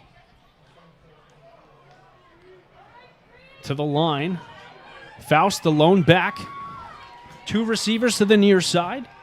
1 on the far side. Play clock at 5. Seuss gets the snap, rolls out, near side, stops, looks to the end zone. Did he make the catch? He caught it, but he was out of bounds. He caught it. My but it was out of goodness! bounds. One hand. What an amazing play, but carried out of the end zone. I don't think he got a toe down. That what was a play. incredible. Incomplete pass to number 7, Anthony Beltran. Beltran with an amazing one-handed grab, pulls it into his body. I do not think he got a toe down. On the Blue Raiders' own 13. So a turnover on downs on such an amazing play. And we'll see if the defense of Penn Argyl can keep the Blue Raiders pinned in their own end. So the ball is on the 14-yard line. Chase Surfos, under center, hands it off. Brought down, maybe for a gain of 1 yard line. On the run. As I don't know why gets they brought went down. away from that power I Ball on the formation. It was working so well for him all night. I wonder if the injury to Stewart 2-yard gain, 2nd and 8. set up the change here. They're bringing in an extra lineman now. So Ace Schickram heading to the sideline. And We have an injured Penn Argyl player. tend to see this quite a bit in the first week or so, Timeout on the field. cramping on the field. So The most By the important referee, time to clear hydrate down. is the day before the game, okay, not on game day. The most important time to hydrate is the day The day and before. the night before the game. We got 2 players being stretched out now.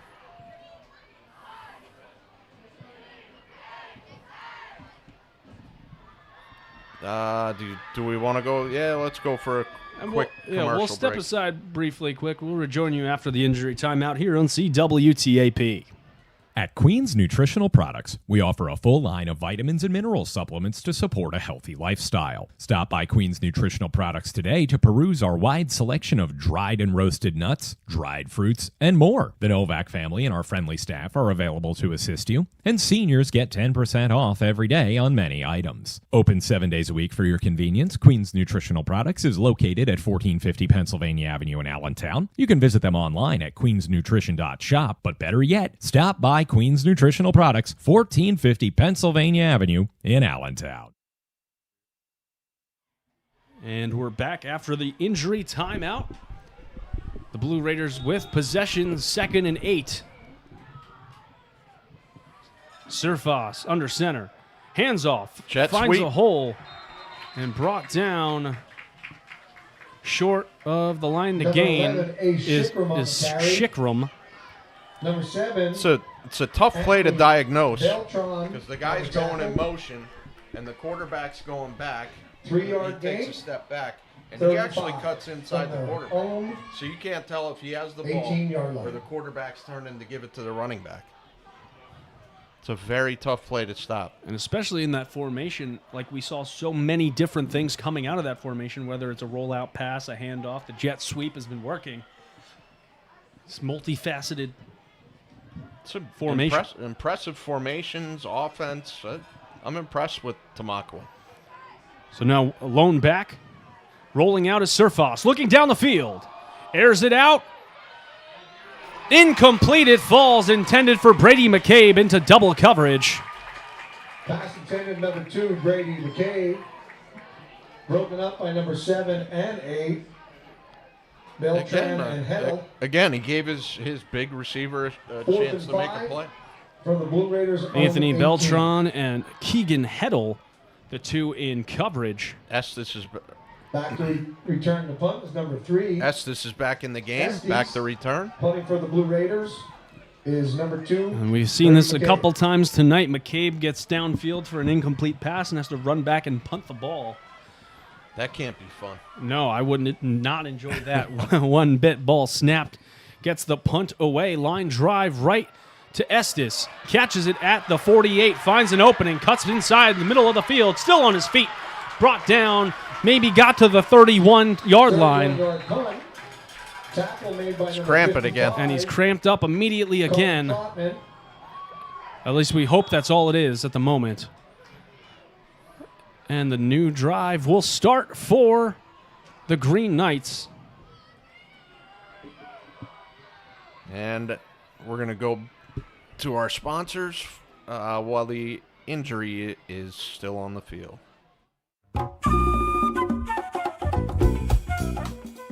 X-Golf, located just off the 25th Street exit of Route 22 in Easton, offers a premier golf simulation experience. With some of the most realistic indoor golf simulators you've ever seen, X-Golf is the premier place to work on your game before you hit the courses around the Lehigh Valley. If it's driving that needs work, putting that needs practice, or that pesky short game that haunts you, X-Golf is the perfect spot to perfect your swing. Bring your clubs, borrow one of our in-house sets, big up your friends, and come on down to X-Golf for a fun time. It's always 72 and sunny at X-Golf, and double bogeys are welcome, so you don't have to worry about a cart full of golfers behind you on hole 7. To schedule your tee time, call X-Golf at 484-250-0391. That's 484-250.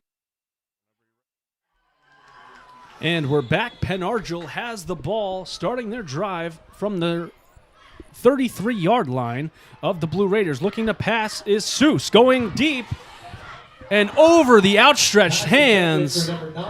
Metzger. And Metzger had a couple of catches in the first half. That one just out of his reach. Made a good play on it. And I will say, we've seen the arm of Seuss so far this evening. He's been on the money for a majority of his passes. That one may be a little higher than the outstretched hands of Zach Metzger, standing only at 5'9".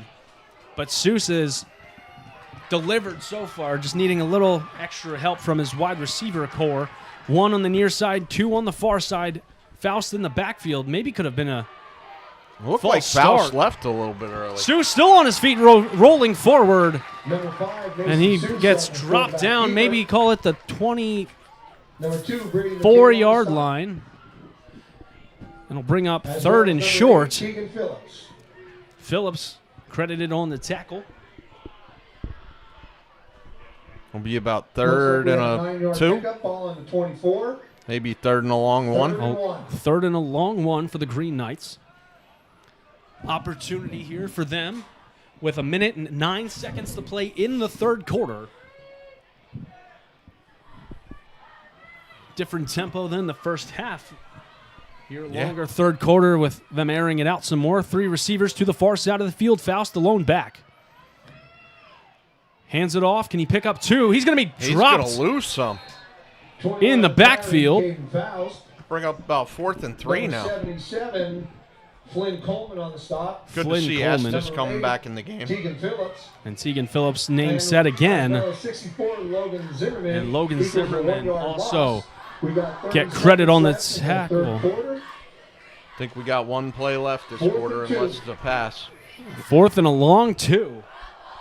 That's what they're calling it. That's a real long 2. An I formation, receiver on each side. The tight end, number 17, Evan Johnson, on the near side. Ball snap, pitch, blown up in the backfield. Faust gets away. Can he stay on his feet? And he'll get enough for the Green Knight first down and then some. Carry for the first down. Really nice physical run. Ran Number through a couple 64 on the tackles there. tackle, Logan Zimmerman.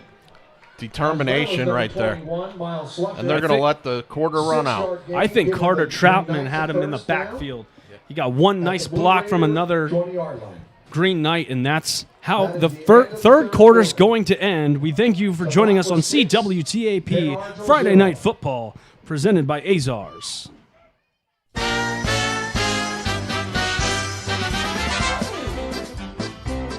Azar Supermarket, 3131 Linden Street in Bethlehem. Locally owned and operated by George Azar. Stop by today and pick from the freshest produce, much of it grown right here at home in Pennsylvania. Peruse the meat counter for the finest cuts of chicken, beef, lamb, and halal products. Take a step to your right. It's a selection of olives and mezza and cheese and more.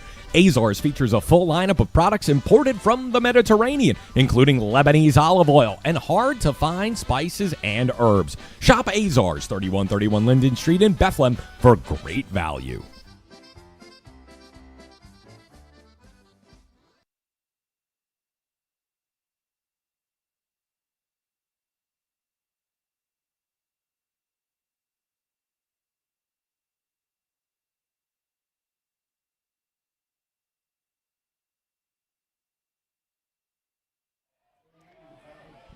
It's time for fourth quarter action here from Tamaqua Area School District football field. The Blue Raiders taking on the Argyl Green Knights. Blue Raiders possess a 6-0 lead over Argyl, but Argyl on the verge of getting points on the board. Handoff goes inside. Estes bounces around, still on his feet, cuts outside. First down and more for Argyl. So that's the exact play that they ran when he scored the touchdown before. It got called back. It was a jet sweep.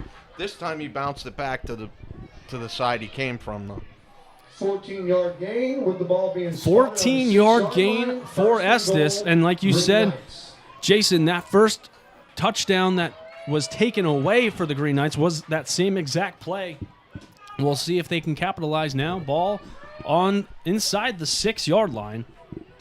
20 seconds on the play clock as they approach.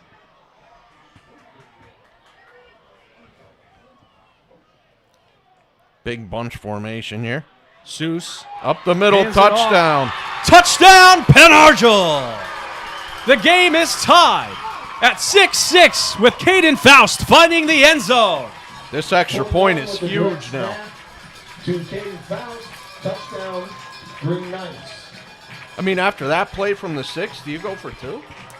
I don't know. It looks like they're setting up for the point after attempt. Looks to be number 22, Reddy Katolka. Katolka will be attempting The junior Bad snap, but there's going to be a flag on the play. Penalty flag. We'll see what happens here.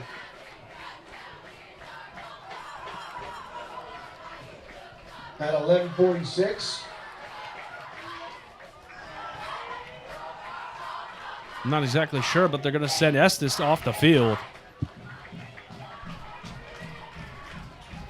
And replacing him is going to be Seuss. Not exactly sure what. We didn't get told anything, signaled anything, but Seuss is going to replace Estes on the far side of the field there.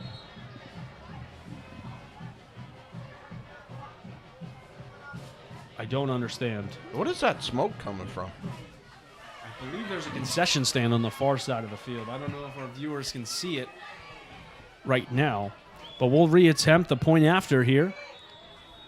Katulka. Snap. Kick is up. Blocked! Blue Raiders blocked the point after attempt. So we're 6-6. So we're even at 6-6 here at Tamaqua Area School District football field. Right back to where we started.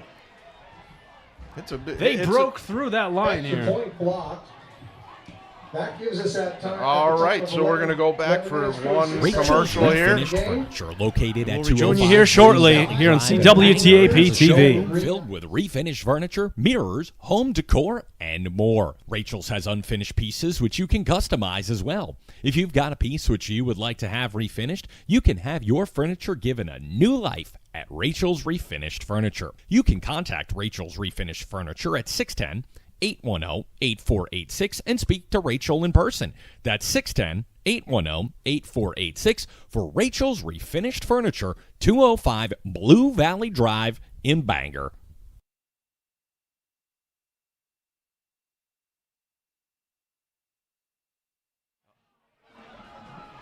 And welcome back to Tamaqua. The Blue Raiders and Green Knights of Pen Argyl are tied 6-6. A touchdown scored by Caden Faust, and the point after attempt by Katulka was blocked by the Blue Raiders to keep this game even at 6-6. So it's a brand new ball game, Jason, with just 11:46 to play in the fourth quarter. Ball punted or kicked away and got another flag traveled out of bounds, but penalty flag on the play. We'll wait for it here. And or were they just not ready for play? I don't know what's going on here. And fireworks going off in the backfield here to the right of the camera. I heard that. Yeah. So it looks like maybe they weren't ready to kick.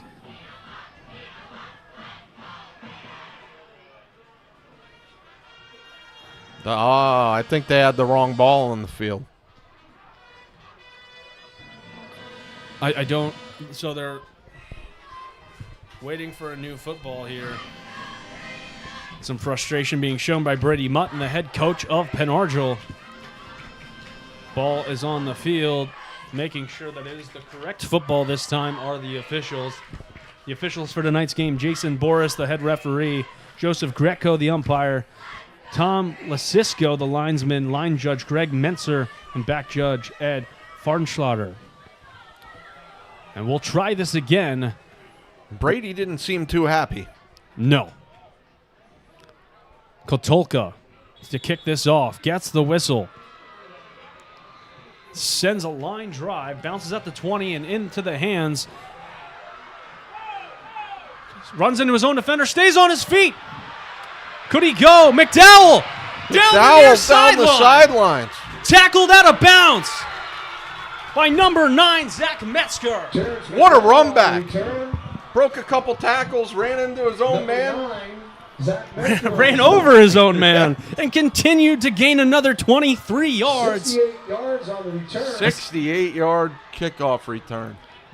Terrence McDowell.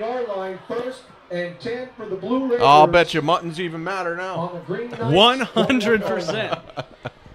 Especially after that, the first kickoff, if it wasn't whistled, would have bounced out of bounds. They would have started at the 40 anyway. I mean, you had all the momentum in the world, and then those two plays there. And now the Blue Raiders looking to capitalize with excellent field position. Back in that formation. On the 21-yard line. And a flag to get things started here on the drive for the Blue Raiders. And a false start. And then another flag thrown on the near sideline. I wonder if that's going to go. That's going to be a sideline infraction. They give you a warning first. I think Mutton's still on him, and he left the coach's box. Dead ball flag. Encroachment or false. Well, I don't exactly know what that is. Maybe encroachment on the offense. Yeah, and then it was sideline warning. Offsides on the Blue Raiders. So offsides is what the call was. Moves it back 5 yards. 1st and 15. Ball on the. So again, somebody lined up in the neutral zone on offense. First game of the season, understanding some of those things taking place, trying to get situated, but behind the making the first down even longer now to get to the line to gain 1st and 15. Ball goes to Surfos, hands it off. McDowell with one on him and planted into the ground. Got about by one. Number 65, Number 9, Pietraszkiewicz. And number 65, Pietraszkiewicz on the tackle. Injury timeout. Pietraszkiewicz on the tackle. McDowell on the carry, slow to get up, and an injury timeout. I think they're going to make sure he steps off the field after that. As the initial tackle made by Heddle before getting planted by Pietraszkiewicz. And we're not gonna take a commercial break because he ran off the field. So he's off the field for this play, at least due to the injury. So being replaced on the field by, I believe, number 32, Quinn Coleman, is one of the other names in the backfield we'll see this time around. Surfos, the lone back, is the aforementioned Coleman. 3 receivers to the far side. Ball snap, pass, finding Shikram, eventually getting pushed out of bounds. And extracurricular activities taking place along the far side of the field. And I believe there was another flag thrown. Yeah. Flag down on the field. More stuff happening on the Palmerton bench there. So we'll wait for the official call from Jason Boris on what happened as they talk things over with the officiating crew.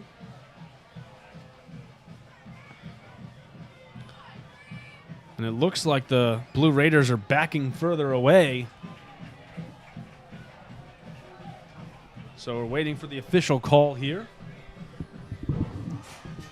11 minutes, 11 seconds to play in the fourth quarter. We thank you for joining us on CWTAP Friday Night Football. The second half is definitely taking a lot longer than the first. 100%. And not because of drop passes. No. Unsportsmanlike conduct called against the Blue Raiders. And that's going to back them up even further. Unsportsmanlike conduct. Shikram with a decent reception there. But extracurriculars, as we mentioned, Jason, taking place on the Tamaqua sideline, results in 3rd and forever. Looks to pass. Down the field. Got Shikram. Shikram makes the catch. Down at the 12. Number 11 on the reception. And they're going to say it's a complete pass.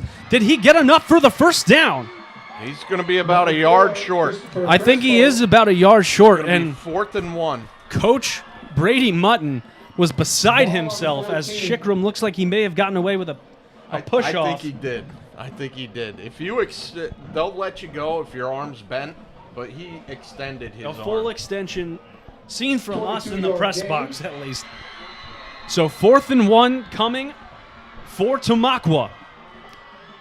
As a coach, though, I kind of get it because, I mean, when you're down there on the field, it's a lot harder to see that kind of stuff 100% when we're up here.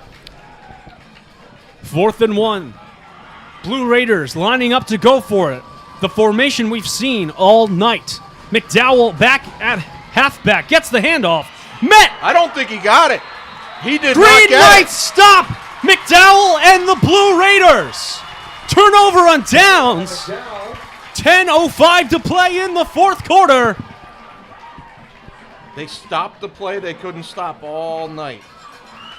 I mean, we've seen over 40, 50 plays so far on this side of the ball for the Blue Raiders, and that's the time you need to step up, as Penn Argyl did just there, and now starting in deep in their own end, trying to have to go the other way to take their first lead of the game. By the way, Whitehall leading Wilkes-Barre 17-14 now. Wow, very exciting game. Snap, Seuss runs through a couple defenders and some of his teammates as well. As Mason Seuss picks up about 5 yards. 4 or 5. Fraunheiser getting credit with the tackle. Two-way starter, the center and linebacker. Game, ball on the 19, 2nd and 5. Tough run there. I mean, that's a jumbled mess when you get into that. We've seen him do that a handful of times. We've seen snaps go directly to Caden Faust as well. Yeah.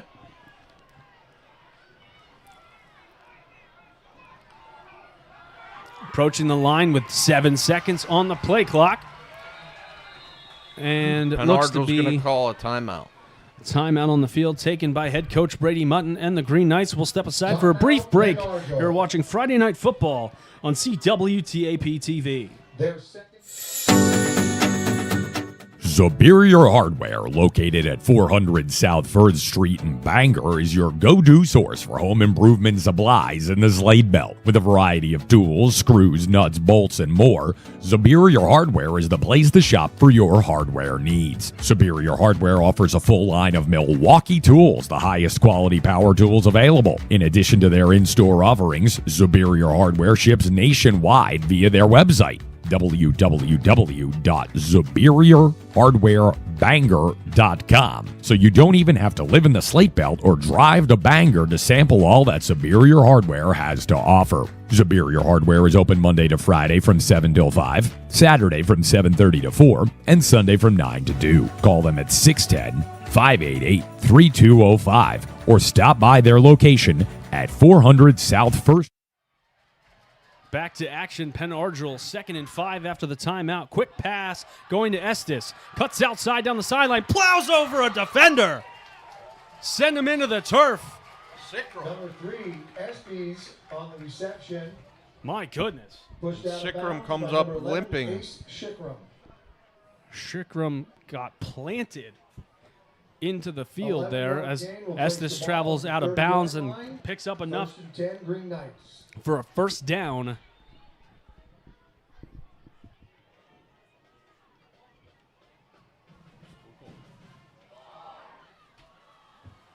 Approaching the line, the play clock not on at the moment, so we'll see what's going on with that. So essentially a free, untimed play. Snap waiting for Seuss. Shotgun, he gets it. Looks to pass. Looks near side, going over the top. Oh! Through the hands of Anthony Beltran. How many times have we said that tonight? Shikram, after making the stop the last play but getting pinned to the ground. Has to be a handful of drops here. We'll step aside quickly for a injury timeout on the field. The Book and Puppet Company, located at 161 Northampton Street in downtown Easton, is a treasure trove of literature for kids and adults alike. With a large selection of children's and youth-geared content to New York Times best-selling authors across a variety of topics, the Book and Puppet Company has literary works for many ages and interests. The Book and Puppet Company is open at 11 a.m. Sunday through Friday and has its late night on Saturday, opening at 10 a.m. and closing at 9 p.m. For more information, you can visit their website at bookandpuppet.com. That's the Book and Puppet Company, 161 Northampton Street in Easton.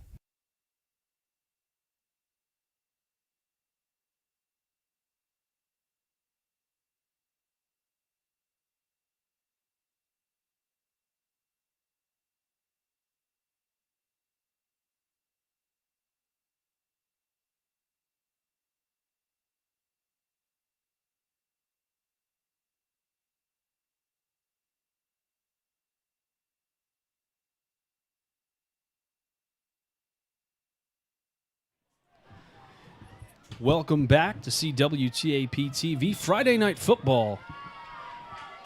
Tamaqua and Penn Argyl. The Green Knights have the ball, traveling right to left in white uniforms, green helmets. A handoff going to Faust. Can't get the edge, pushed out of bounds and slips. Faust on the carry. On his own sideline. He'll pick up a couple of yards. Pushed out of bounds by number 2, Brady Bring up McCabe. 3rd and 7. 3rd and medium, yeah, probably 7 yards, if not closer to 8 here. 2-yard gain. And we'll see what Brings up 3rd and 8. Penn Argyl can do here. On the Green Knights' own 32 yards. Under 9 minutes to play in the fourth quarter. Seuss gets the call from the sideline, returns to the huddle. And they'll get set up with about 15 seconds on the play clock.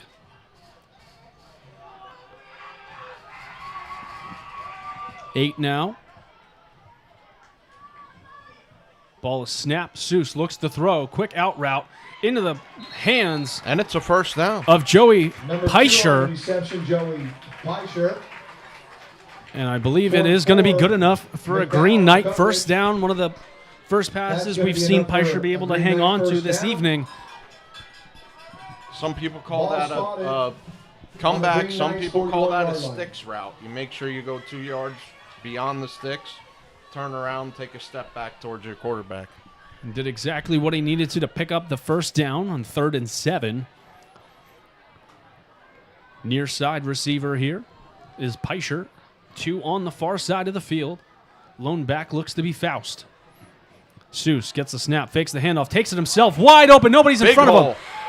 And Still now he's pushing. running over people. My goodness, he picks up 11 yards himself. Just making his own way down the field. Feel like his hand was stuck to a Blue Raider helmet, just pushing him 5 yards back. Number 2, Brady McCabe, and number 54, Luke Fraunheiser. McCabe and Fraunheiser credited for the tackle. 11 yards on the play. First got down, taken 10 for a Green ride there, Knights. though. Ball spotted. We've seen Seuss do so many things this evening, setting himself up to do great things the rest of this season.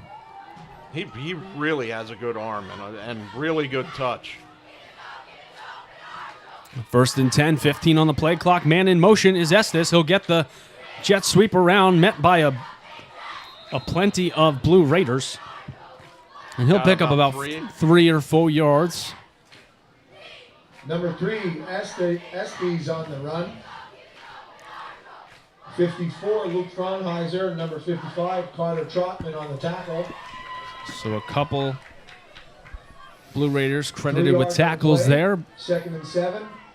Ball on the 45. But Penn Argyl's had the ball a lot of this second half. You're seeing a lot of the Blue Raiders with hands on their hips. It really takes a toll on you.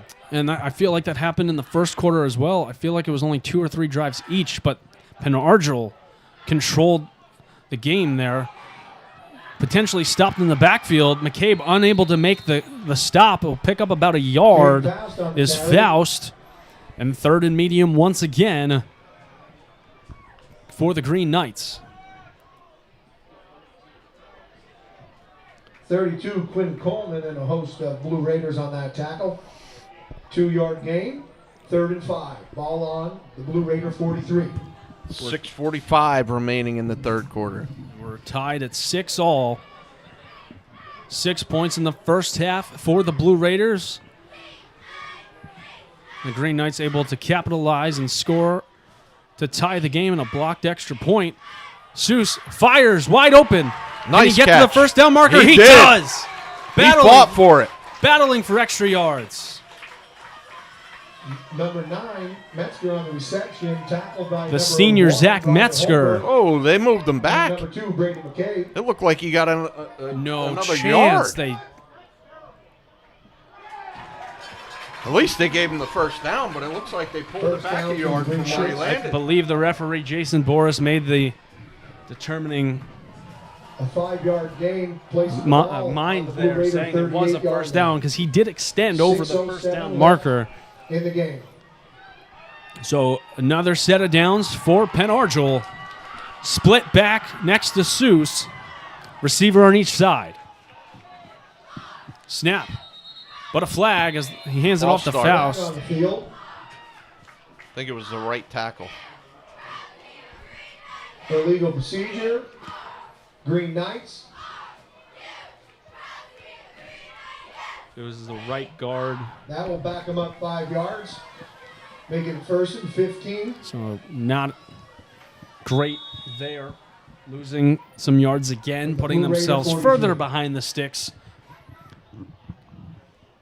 See if they can capitalize on any opportunities here.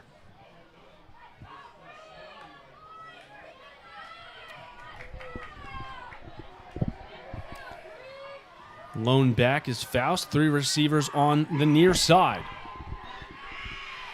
Looking the near side, rolling out. Can he throw across his body?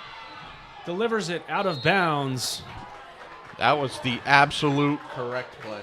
The safest play there, especially on 1st down. Yeah, just get rid of the ball. Don't want to put the ball in danger when you're on the other team's side of the field. McDowell on the coverage. Carter Trotman applying the pressure there, forcing Seuss to get rid of it. And like you said, Jason, definitely the smart play to get rid of that ball, not cause any more trauma. That was the senior play. When he was a sophomore, he might have thrown an interception. Yeah, trying to force something.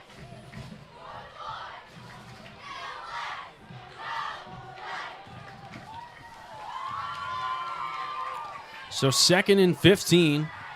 Similar setup, man in motion, quick pass to Faust, blockers up in front, tries to break outside, he gets tripped up and lit up going out of bounds. On the reception. Luke Fraunheiser. Tripped up by number 3, Sean Chen, tackled by 54, Luke Fraunheiser. No gain on the play. So it's going to be 3rd and long still for Penn Argyl.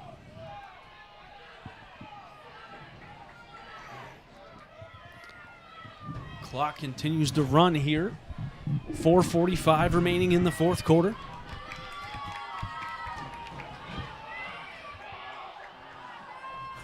Same formation, just on the far side of the field, and a flag thrown before the snap.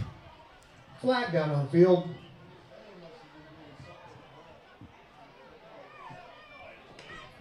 Flag waved off. The official thought he counted 12, but there are only 11. You're right. So 3rd and long. Ball snapped. Looks to throw. Screen to Faust. Faust. He had blockers out there. Picks up about 6 yards. Tackled by Luke Fraunheiser. Fraunheiser makes the tackle and slow to get up. Number 2, Brady McKay. And that's 6-yard gain. Ball placed on the 37. 4th and 9. So 4th and 9 forthcoming for the Green Knights.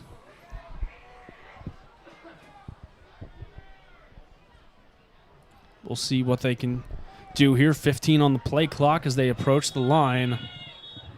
And official's timeout. Official timeout. He's going to fix the jersey of Zach Metzger. And put 25 on the clock, and we'll get set to roll here. Seuss waiting the snap. 2 on the near side, 1 on the far side. That's Peischer and Estes. That's his final timeout. And he burns the final timeout with 3:33 remaining. So keep that mental note. Final timeout used by the Green Knights. Will step aside for this timeout. You're watching Friday Night Football on CWTAP TV. For over 60 years, Dietz's Tavern in Wind Gap has been a go-to locale for football fans in the Slate Belt food scene. With a variety of appetizers, salads, burgers, and entrees, Dietz's provides a down-home atmosphere, a friendly space to meet and mingle, and a full bar to watch the big games. Don't forget about wing nights on Wednesday, taco Thursday, and their weekly specials. Dietz's is open Monday through Saturday from 11 to 9 and can be found at 570 North Lehigh Avenue in Wind Gap. Stop by Dietz's today and sample the food, drink, and friendship firsthand. That's Dietz's Tavern, 570 North Lehigh Avenue in Wind Gap.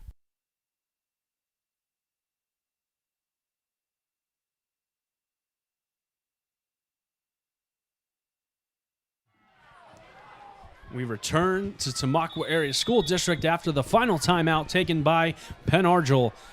4th and 9. They're going for it here, and a flag. False start looks to be called against number 2, Joey Peischer. Yeah, he left a little early. And when you're an outside receiver there, you can't listen to the cadence. You have to look at on the ball. Green Knights. And that 5-yard penalty is going to make it 4th and 14. 4th and 14.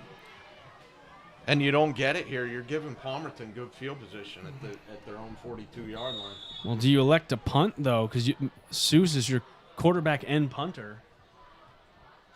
So we'll see. I don't think that's going to be the case. Kick out of the quarterback position? You could. That is an option, but it looks like he has Caden Faust, excuse me.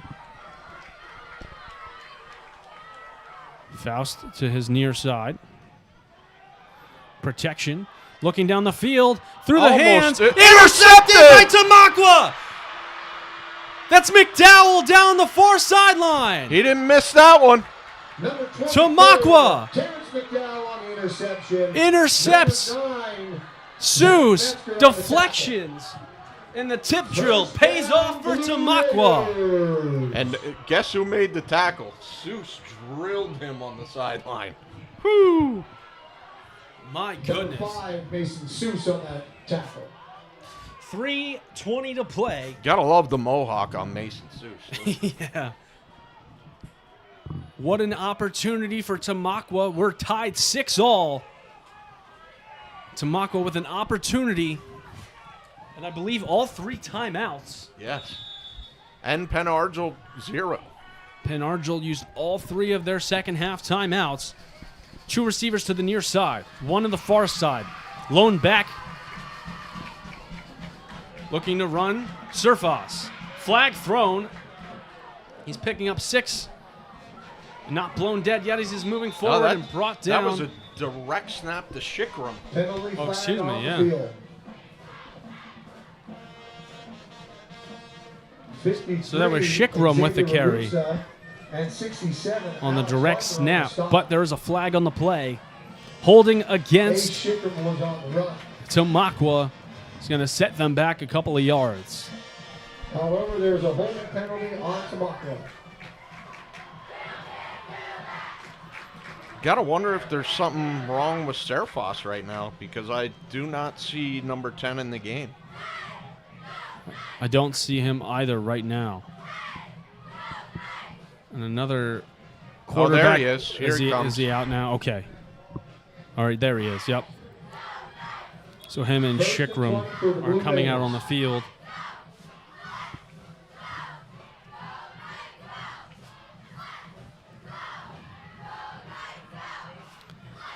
Tamaqua with 12 on the play clock.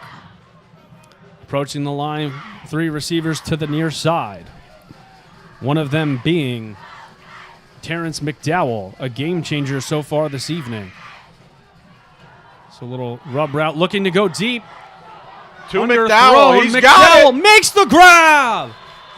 Tackled by Peischer.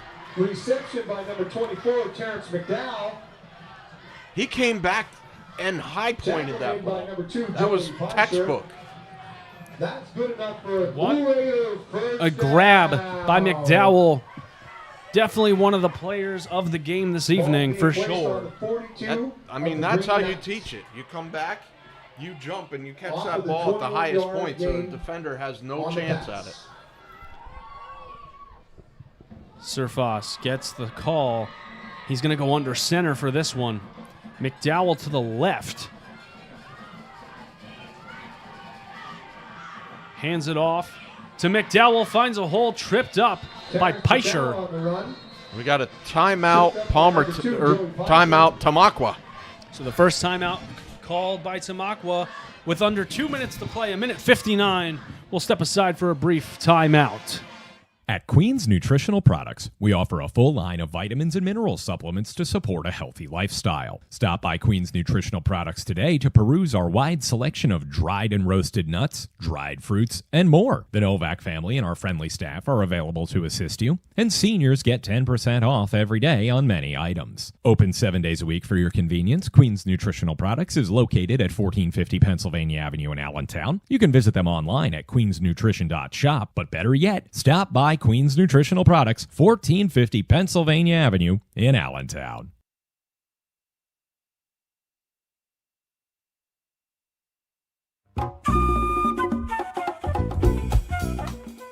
X-Golf, located just off the 25th Street exit of Route 22 in Easton, offers a premier golf simulation experience. With some of the most realistic indoor golf simulators you've ever seen, X-Golf is the premier place to work on your game before you hit the courses around the Lehigh Valley. If it's driving that needs work, putting that needs practice, or that pesky short game that haunts you, X-Golf is the perfect spot to perfect your swing. Bring your clubs, borrow one of our in-house sets, big up your friends, and come on down to X-Golf for a fun time. It's always 72 and sunny at X-Golf, and double bogeys are welcome, so you don't have to worry about a cart full of golfers behind you on hole 7. We return to action. Tamaqua, 2nd and 5. Rolling out Surfas. Intercepted! He's going to score! Penn Argyl with the opportunity! He's going to score! Touchdown, Penn Argyl! Jake Petrashevich! Pietraszkiewicz with a pick 6! Wow! A minute and 47 seconds to play! Surfas throws an interception! Penn Argyl takes a 12-6 lead! A big man touchdown. My goodness! Interception for a touchdown.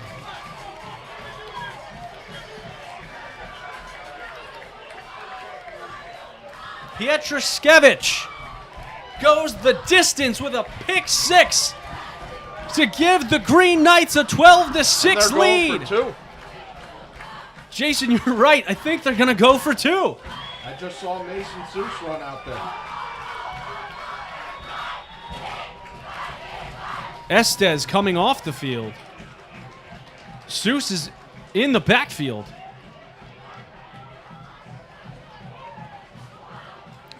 Looks like Faust in the running back. Direct snap to Faust.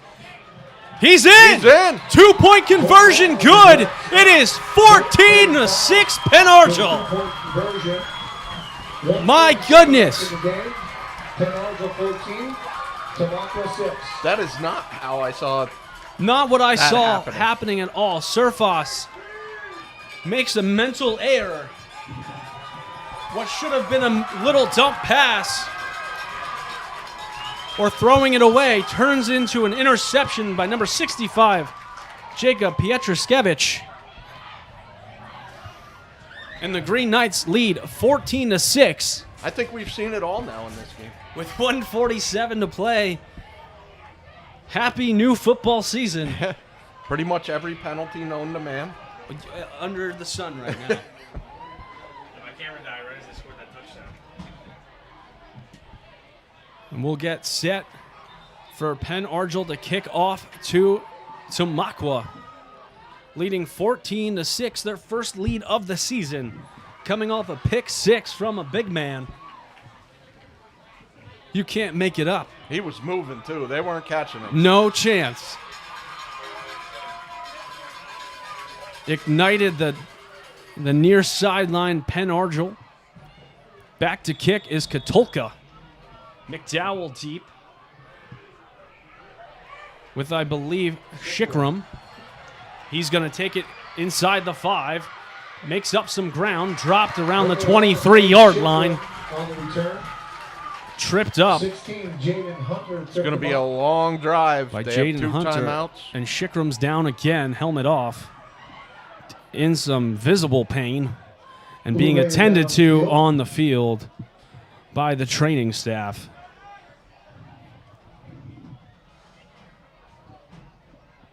Minute 41 remaining in the game, and we are going to go back for a commercial break.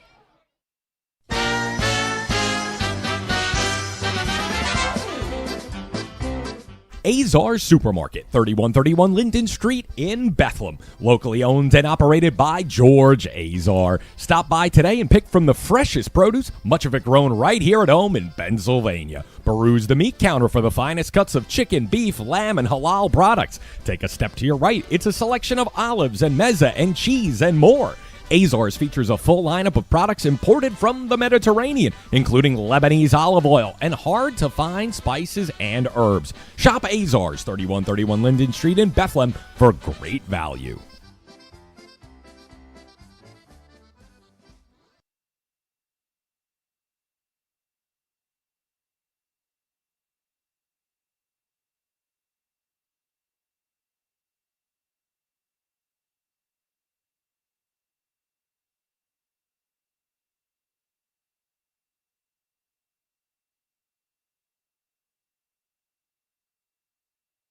Rachel's Refinished Furniture, located at 205 Blue Valley Drive in Bangor, has a showroom filled with refinished furniture, mirrors, home decor, and more. Rachel's has unfinished pieces which you can customize as well. If you've got a piece which you would like to have refinished, you can have your furniture given a new life at Rachel's Refinished Furniture. You can contact Rachel's Refinished Furniture at 610-810-8486 and speak to Rachel in person. That's 610-810-8486 for Rachel's Refinished Furniture, 205 Blue Valley Drive in Bangor.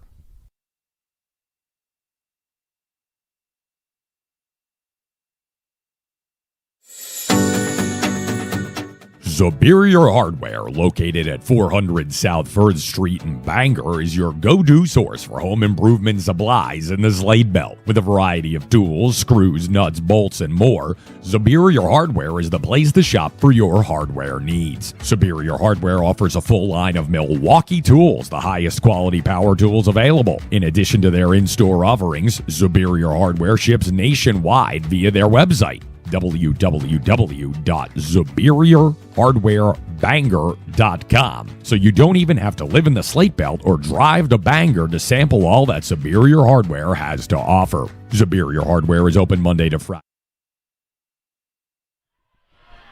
Welcome back to Tamaqua Area School District football field. The injured Blue Raider, Shikram, has to be carried off the field, so we're hoping for the speedy recovery for him.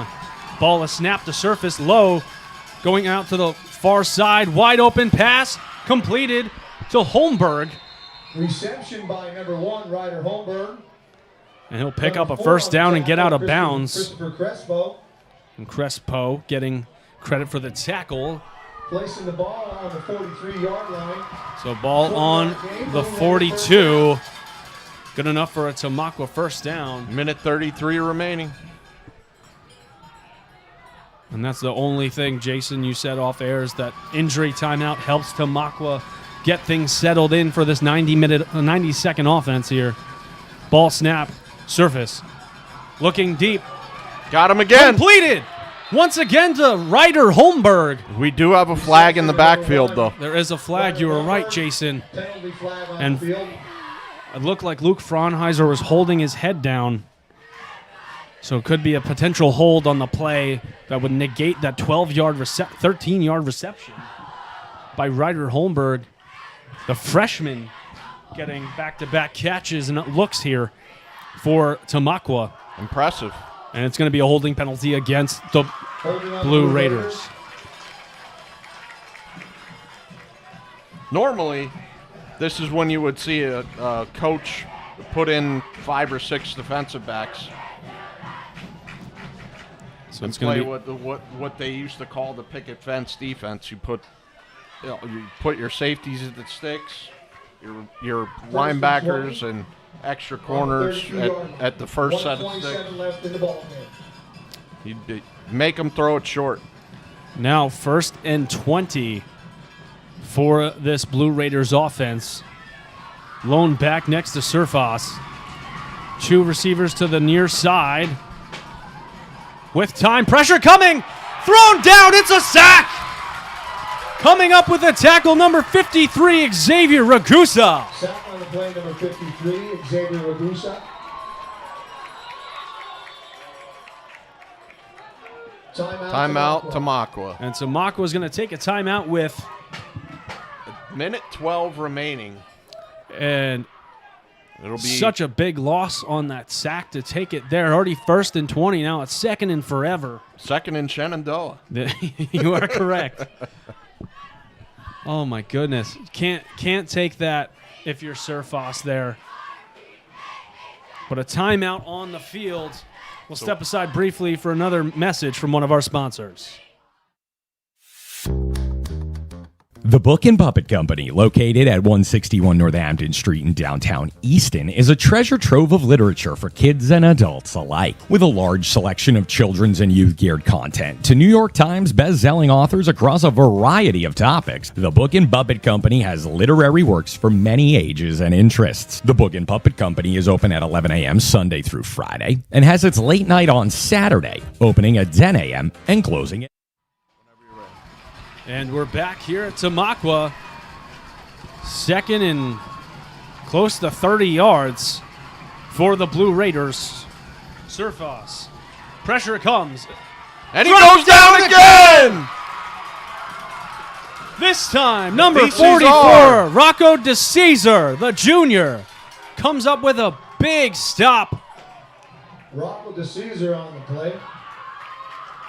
Waiting for their players to get behind. 3rd and now. And they'll take their final timeout. Final timeout to be taken. 49 seconds to play. The Green Knights leading 14-6. We'll step aside for another timeout here. At Queen's Nutritional Products, we offer a full line of vitamins and mineral supplements to support a healthy lifestyle. Stop by Queen's Nutritional Products today to peruse our wide selection of dried and roasted nuts, dried fruits, and more. The Novak family and our friendly staff are available to assist you, and seniors get 10% off every day on many items. Open 7 days a week for your convenience, Queen's Nutritional Products is located at 1450 Pennsylvania Avenue in Allentown. You can visit them online at queensnutrition.shop, but better yet, stop by Queen's Nutritional Products, 1450. And we're back, 3rd and forever for Tamaqua. Surfos. Pocket collapsing again. And he's going, almost intercepted. Able to get the pass off as pressure came once again from DeCesar. Incomplete pass. And it's going to be 4th and forever now. 4th and Shamokin. Just keeps getting further away. Number 24, Nick Giordano on the pressure. Last chance here for Tamaqua. 43 seconds to play. No timeouts. They need the first down or first down's over. Penn Argyl's 48-yard line. The ball is currently on the 18.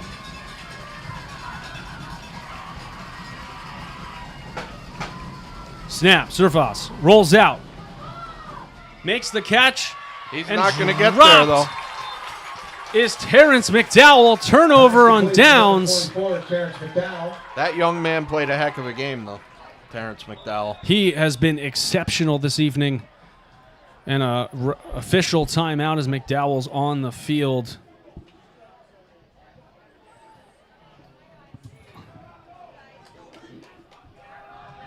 And with that, Penn Argyl will take over.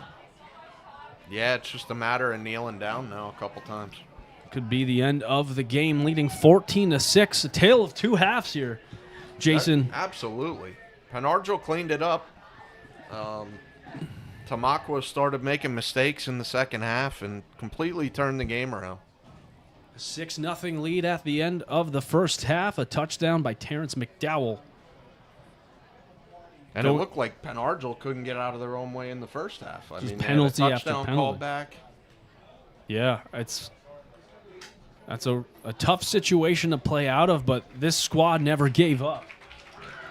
As McDowell being assisted off the sideline, off the field to his sideline after nothing short of an impressive first game of the season for the sophomore. Yeah, I mean, these two teams are pretty good. And they'll fight. They will fight with you. They're feisty. They're going to bring it every week. Seuss under center And they are in victory formation. A kneel taken by Seuss. They did not restart the play clock after the kneel down, so they'll have to do one more. Or they might not even have to now. 22 on the game clock, 32 on the play clock. So yeah, that's going to be the last snap needed for tonight's game as the final seconds tick down. 9, 8. 5 seconds as the Penn Argyl fans are celebrating at Tamaqua a 14-6 victory for the Green Knights of Penn Argyl, taking down the host, the Tamaqua Blue Raiders. Excuse me. What a game we had here, Jason. I mean, you never think in the first game of the season you're going to see a big man touchdown.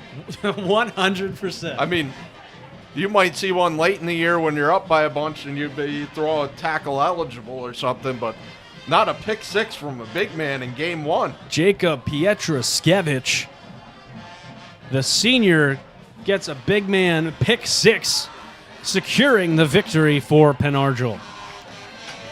It was a well-played game, though. I mean, both teams played well. It was very evenly matched, I would say. 100%. We've seen a lot of positives on both sides, things that need to be cleaned up as well. But first game of the season, you can't ask for much more than that from both of these squads, and a couple stellar performances as well. And it's nice to see Shikram is able to walk gingerly, but definitely he was carried sore off the field before, so it's a good thing to see.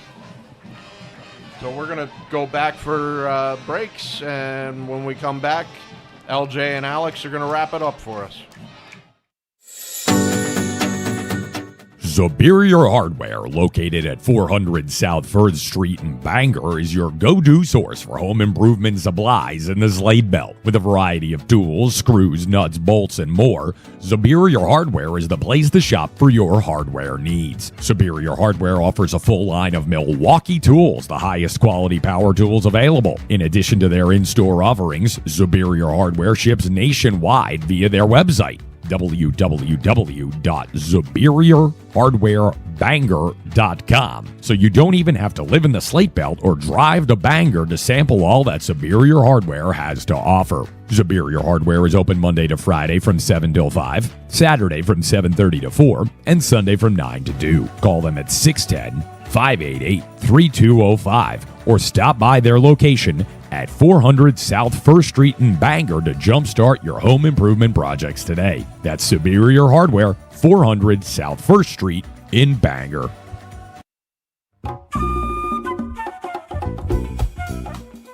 X-Golf, located just off the 25th Street exit.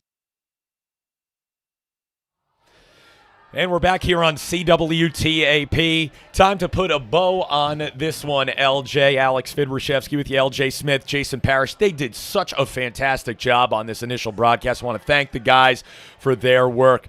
LJ, what a finish in the fourth quarter. My goodness, to have a pick six from a big man and a senior, Jacob Pietraszkiewicz, excuse me. I already messed it up. I said it right every single time. It's the pressure. It's the Polish pressure right now. There you go. But, oh my, you can't think of that scenario coming in late in the fourth quarter, especially with Surfos having a brilliant game of his own. One mistake changes this game. What a way to start the 2025 high school football season. Our first broadcast of high school football on CWTAP, the first ever high school football game broadcast live on this station, is one for the record books, and I think it's one people will talk about in Penn Argyl for quite some time. And for Jacob Pietraszkiewicz, and as I'm going to say it the Polish way because I have to, it's just who I am, the most Pennsylvania name of Pennsylvania names, comes up with the pick six to put the game away. And, and then Faust carries for the 2-point conversion that puts it out of reach and made it a passing battle the rest of the way that Tamaqua just couldn't overcome. Some good things from the Raiders throughout this game, though. They battled right until the bitter end. And listen, if not for this pick six from Pietraszkiewicz, we're still playing right now. 100%. We are probably going overtime. So I think there's some things Tamaqua can take away from this. I think there's also some things that Penn Argyl can take away that are positives. Both teams, obviously. I think we found out there were some players who stepped up tonight for both teams that maybe weren't necessarily on the radar when we came into the game. But, at the end of the day, all credit to Penn Argyl. They got the bounce that they needed and walk out of here 1-0 on the young season, and what a finish. I mean, Mason Seuss had a great game. Terrell Estes had that touchdown taken away from him, bounces out and gets a nice run in the second half to kind of capitalize on that. Caden Faust is a name, the senior running back that got a decent amount of carries, looked excellent for Penn Argyl. But Tamaqua, Terrence McDowell has to be one of the players of tonight's game. Just how excellent he played, running the ball, kick returns, punt, everything, you name it, he did it tonight, and it was just a stellar performance from the sophomore. I think we know he's going to be the X factor for them for a couple of years now. They get him for 3 seasons still. This is a youngster who will be on the rise. I think you could see him at the end of the day. We have to, we look at a player now. Let's extrapolate him out as a prospect. This kid could be a scholarship player coming out of Tamaqua High School when this is all said and done. Whether that's PSAC, FCS, FP, that's still to be determined. But this kid's going to be a college football player, no doubt. You can see it already. Yeah, 100%. The way he carries himself, the way he played on the field, it's just a noticeable different player. And then seeing stepping up on the defensive end as well, Sean Chen, number 3, starting linebacker, made an open field tackle earlier in the game on Zach Metzger that was just remarkable to save him from getting the first down, forcing a 3rd and 10 instead of a 3rd and 1, if not getting the first down. So excellent play all around from both squads. Tamaqua just unable to put together the final pieces, and a mental error by the quarterback Surfas is the difference in tonight's game. And Mason Seuss is fired up, dancing his way off the field right now on our screen. It's been a great evening of high school football. Thank you for coming back to the team here. We're blessed to have you back on board. Big things to come. Mm-hmm. Excited to be back, Alex. We'll be featuring some of your content here on CWTAP starting in just a week's time. Looking forward to having you back here, on a much more regular basis. And thank you, Jason, for your help. He is outside, as well as Jordan Gillis, who is on the sidelines tonight getting some great photographs for us. You'll see some of that in our article that we submit to Pennsylvania Football News. At some point this weekend, we'll get that done and over to Billy. Reminders, coming up on Tuesday, it is the debut of PFN Taps into the State, the first of its kind high school football whip-around show. We will have video highlights from over 70 games across the Commonwealth, from Pittsburgh to Pottsville and from Philadelphia all the way out to Erie. We've got you covered. It's Pennsylvania Football News. We're proud to partner with them. That will debut at 9 p.m. Wednesday, it is the State of PA Football News, and that will be coming to you from X Golf in Easton. So we'll have a host of guests with Billy from the Lehigh Valley viewing area. Then at 9 o'clock, coming to you also from X Golf in Easton. It will be taped. We won't be there live. So if you're looking for us at 9 o'clock, we won't be there. It's the Corner Kick. So our sports program now has begun here at CWTAP. Let's say thank you to all of our fine sponsors. Of course, Rachel's Refinished Furniture on Blue Valley Drive in Bangor, Superior Hardware, the Book and Puppet Company. They are in downtown Easton on Northampton Street. X Golf, of course, we talked about them. Queen's Nutritional Products in Allentown, the Leather Corner Post. Dietz's, they are in Wind Gap, Dietz's Tavern. Azar Supermarket, of course, our title sponsor for high school football, 3131 Linden Street in the city of Bethlehem. Edge Landscaping for all of your landscaping and concrete and masonry needs in the Lehigh Valley. Check out Edge Landscaping. That's Rachel's brother, Connor. 2 very young entrepreneurs, barely over the age of 20 years old, making a name for themselves. So once again, we'd like to thank all of our fine sponsors again for their financial support of CWTAP. And we would most importantly, LJ, like to thank all of our viewers at home. Without you, we wouldn't be here. Without you, there would be no purpose for us to be here. Thank you for all of your support over the years. You've supported Uncle Jeffrey endlessly. and all of us in our endeavors here previously, and we will do our best to continue that legacy and grow upon it here at CWTAP. Want to thank everyone again for watching tonight's contest. This will re-air on Saturday and Sunday if you are watching it live. LJ, always end our broadcasts with a final word, and then we'll wrap it up. The final word belongs to you. Well, Alex, first off, thanks again for welcoming me back. It's a pleasure to be a part of CWTAP once again and reconnect with you and continue to grow your vision and Uncle Jeffrey's vision. It's a pleasure to be back. But high school football is back. We had an excellent first game to broadcast with Penn Argyl coming out on top. Tamaqua, a great host as well. Just very excited to welcome back high school sports, high school football, and be back with CWTAP. Well said. So once again, for LJ Smith, Jordan Gillis, Jason Parrish, I'm Alex Fidrishevsky. One more time, the final score from the Tamaqua Area School District Stadium.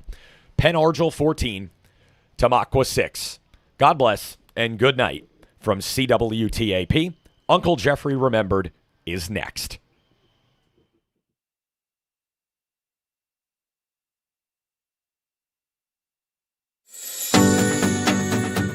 Superior Hardware, located at 400 South 3rd Street in Bangor, is your go-to source for home improvement supplies in the Slate Belt. With a variety of tools, screws, nuts, bolts, and more, Superior Hardware is the place to shop for your hardware needs. Superior Hardware offers a full line of Milwaukee tools, the highest quality power tools available. In addition to their in-store offerings, Superior Hardware ships nationwide via their website, www.superiorhardwarebangor.com. So you don't even have to live in the Slate Belt or drive to Bangor to sample all that Superior Hardware has to offer. Superior Hardware is open Monday to Friday from 7 till 5, Saturday from 7:30 to 4, and Sunday from 9 to 2. Call them at 610-588-3205 or stop by their location at 400 South 1st Street in Bangor to jumpstart your home improvement projects today. That's Superior Hardware, 400 South 1st Street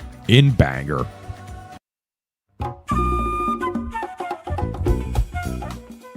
X-Golf, located just off the 25th Street exit of Route 22 in Easton, offers a premier golf simulation experience. With some of the most realistic indoor golf simulators you've ever seen, X-Golf is the premier place to work on your game before you hit the courses around the Lehigh Valley. If it's driving that needs work, putting that needs practice, or that pesky short game that haunts you, X-Golf is the perfect spot to perfect your swing. Bring your clubs, borrow one of our in-house sets, big up your friends, and come on down to X-Golf for a fun time. It's always 72 and sunny at X-Golf, and double bogeys are welcome, so you don't have to worry about a cart full of golfers behind you on hole 7. To schedule your tee time, call X-Golf at 484-250-0391. That's 484-250-0391. X-Golf, 80 Kunkel Drive in Easton, right off the 25th Street exit of Route 22.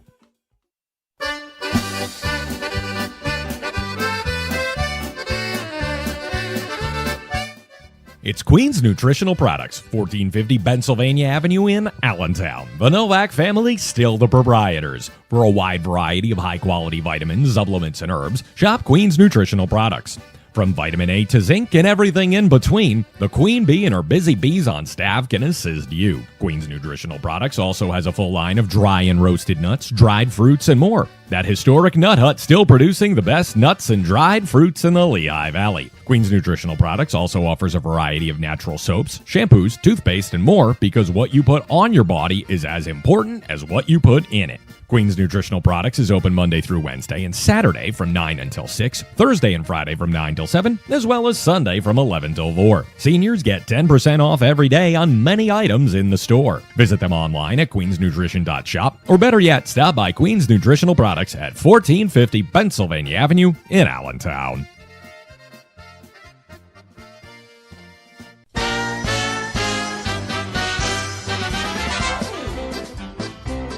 Azar Supermarket, 3131 Linden Street in Bethlehem. Locally owned and operated by George Azar. Stop by today and pick from the freshest produce, much of it grown right here at home in Pennsylvania. Peruse the meat counter for the finest